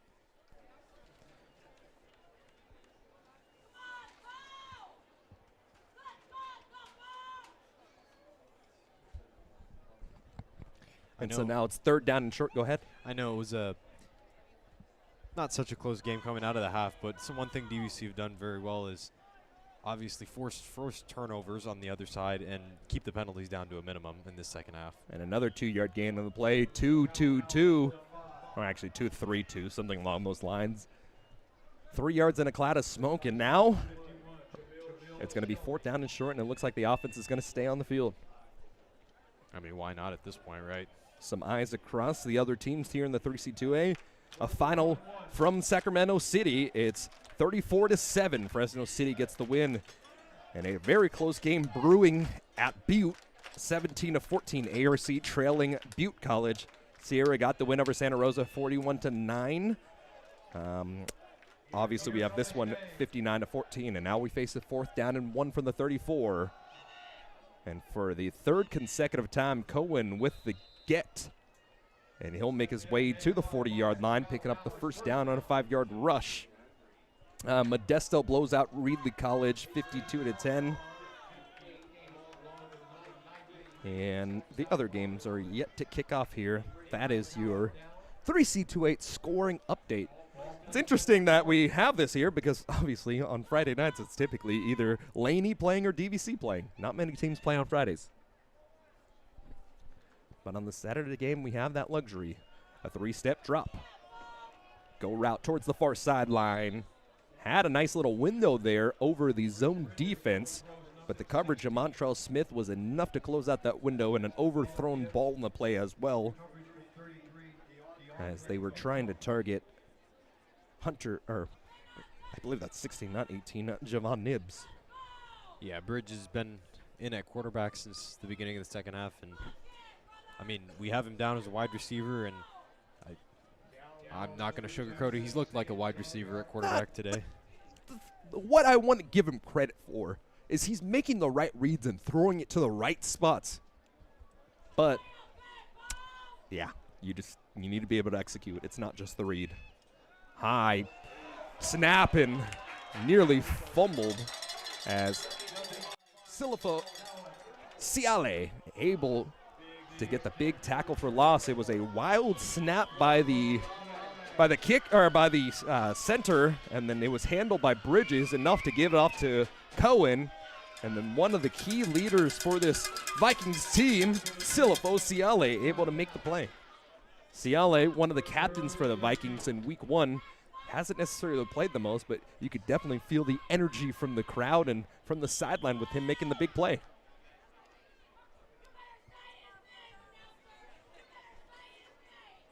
Vikings fan also present in this game, despite the the score of 59-14. And so a 2-second play clock and game clock difference in terms of the 2-minute timeout. So one more play having to be ran here before the 2-minute timeout. And it's a draw to Cohen. And Cohen behind the line of scrimmage. Not much to go as Tyler Burgess makes the play.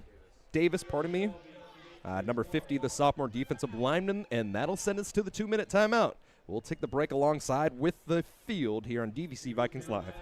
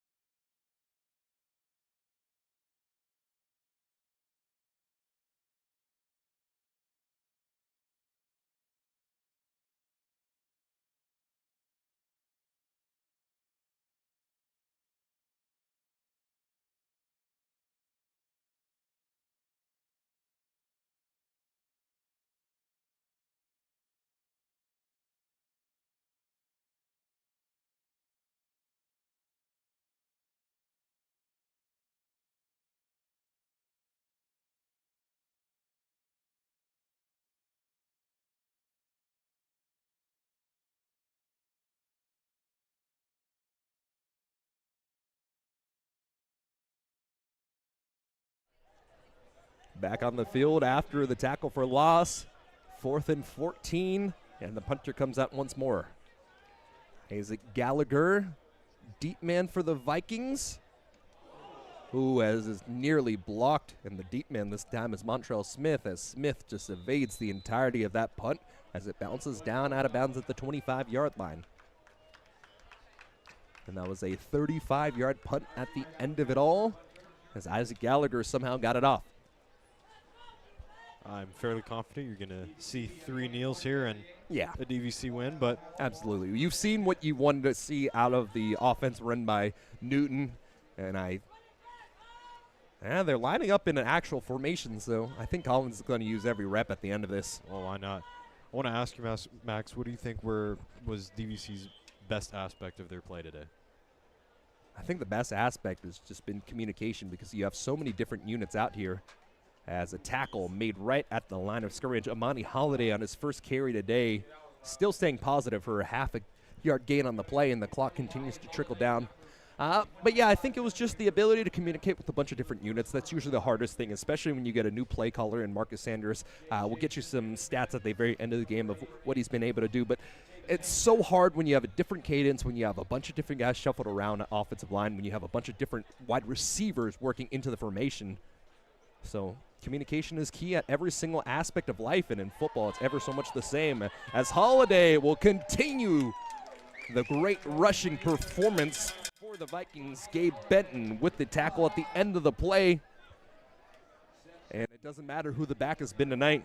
DVC has been punishing San Joaquin Delta's rush defense. They've been rushing at will, and we talked about how this team not only gives up plenty of rush yards, but plenty of yards in general. So true credit to the running back room and the guys in the trenches. Yeah, and they came in 251 yards per game given up on the ground, and I think the Vikings ended up doing that in the first half. And Holiday just trying to get as much yardage as possible here as we count down inside of 30 seconds, and that will likely be the last play. A couple first downs by Holiday, and a victory 59-14 for the Vikings. The Vikings with a dominating performance. Obviously, there's a lot you want to fix up. The personal fouls, the holding, the hiccups here and there, but at the end of the day, it's better to learn from a win than it is from a loss, and a 59-14 score will be the result of this lovely Saturday afternoon here at Vikings Stadium. We're going to take a quick timeout here and try to bring you some final game stats on the other side of this break on DVC Vikings Live.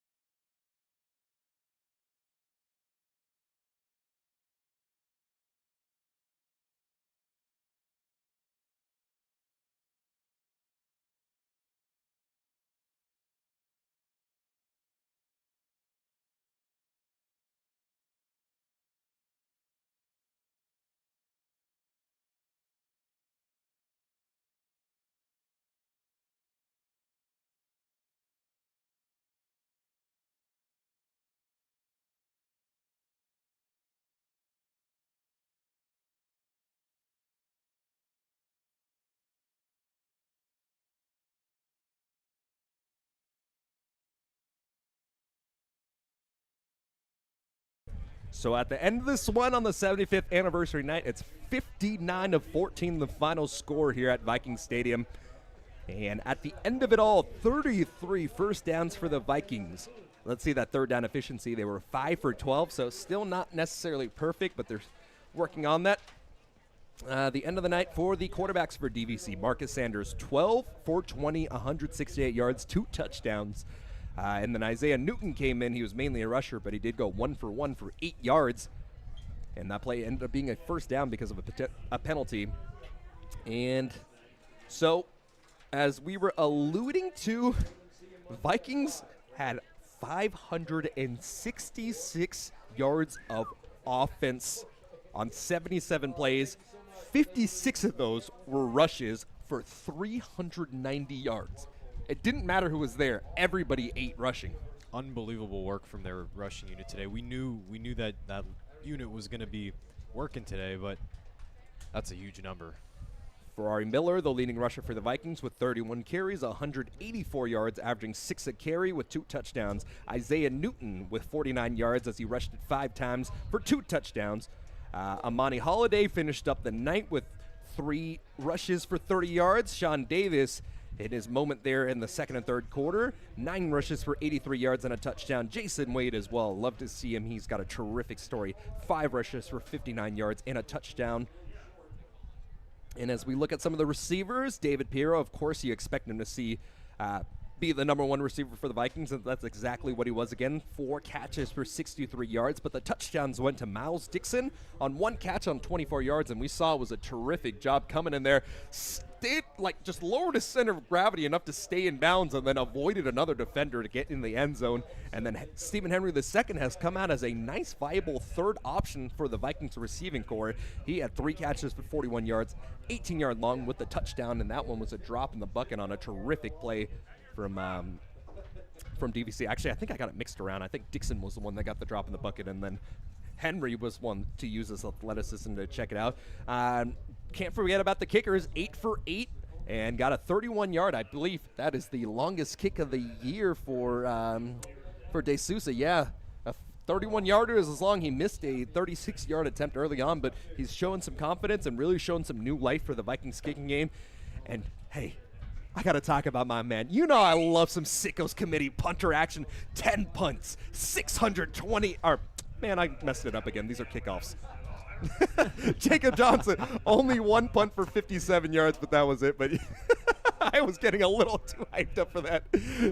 No worries. Showing my little inner Chucky, and let's cap off the defense as well. Anthony Henry, 2 interceptions, and then KB Keemon Brown able to get the interception, almost getting the pick 6 with a 36-yard return. And let's get you some final tackles as well. Wesley Garton with 6 tackles. He's the leader in terms of tacklers for the Vikings. And you had some guys getting sacks. Langston Cook and Caden McIver able to get those sacks. And then Dougie Silva, man, the long snapper. I mean, he's just been so good for the Vikings. 2 sacks, and one of them knocked out the starting quarterback for Delta on the very first drive of the game. Colin, you want to add anything here?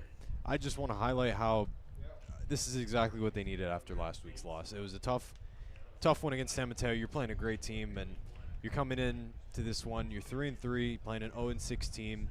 You did exactly what you needed to do. You gave them their 7th loss. You guys are back in the win column, and you're back over 500. Put up 59 points while only allowing 14. This defense continues to look like a real threat, and it's something that I don't think should be slept on. And they put up 59 points without Teddy Boris, their starting quarterback. I know they're playing an 0-6 team who give up the most points in the triple C AA. 3C2A. 3C2A, excuse me. But still a great performance from Miles Sanders and the 3rd stringer, Isaiah Newton. Hey, he's 2nd stringer tonight, okay? Newton has got some starts for the Vikings. You got to definitely show some respect for what he's been able to do. So the Vikings advance to 4-3 on the year, and they'll go down to Foothill College, the newest members of the 3C2A. They won the I never remember what's the national or American. There's 2 divisions in 3C2A football, but the lower division champions from a year ago, they're coming in and they're competing in the Basics Conference. So the Vikings will go down to Foothill on the 2nd, and then we'll see them host Laney College here at home on sophomore night on the 8th before finishing their season on the 16th against City College of San Francisco. So obviously, you're mathematically alive still for the playoff. I believe one of the teams will have to knock off College of San Mateo. I'm not sure. I got to do the math offline. But the Vikings, ever so much, all of what they've been working for is still ahead of them. And they've got a task against the Owls of Foothill College next week. And so I think we're going to cap it off here. Thank you so much, Colin. You came all the way from San Francisco, coming from your journalism convention there. San Francisco State, yeah. Yeah, over at San Francisco. Oh, you were deep in the city, too. You weren't even just in the city. It was a mission, but we made it. Yeah, you were like, I think I'm going to make it here right at kickoff, but you made it here beforehand. Got here in the end. Yeah, exactly. You made it happen. Doing a tremendous job running camera and color. So Colin Dovan, thank you so much for Rourke Hoban helping us out, running our stream today as he's injured. Hopefully he'll be back next week against Foothill College. And until next time, my name's Max Agrest, bringing you coverage of DVC Vikings football all season long. And as always, horns up.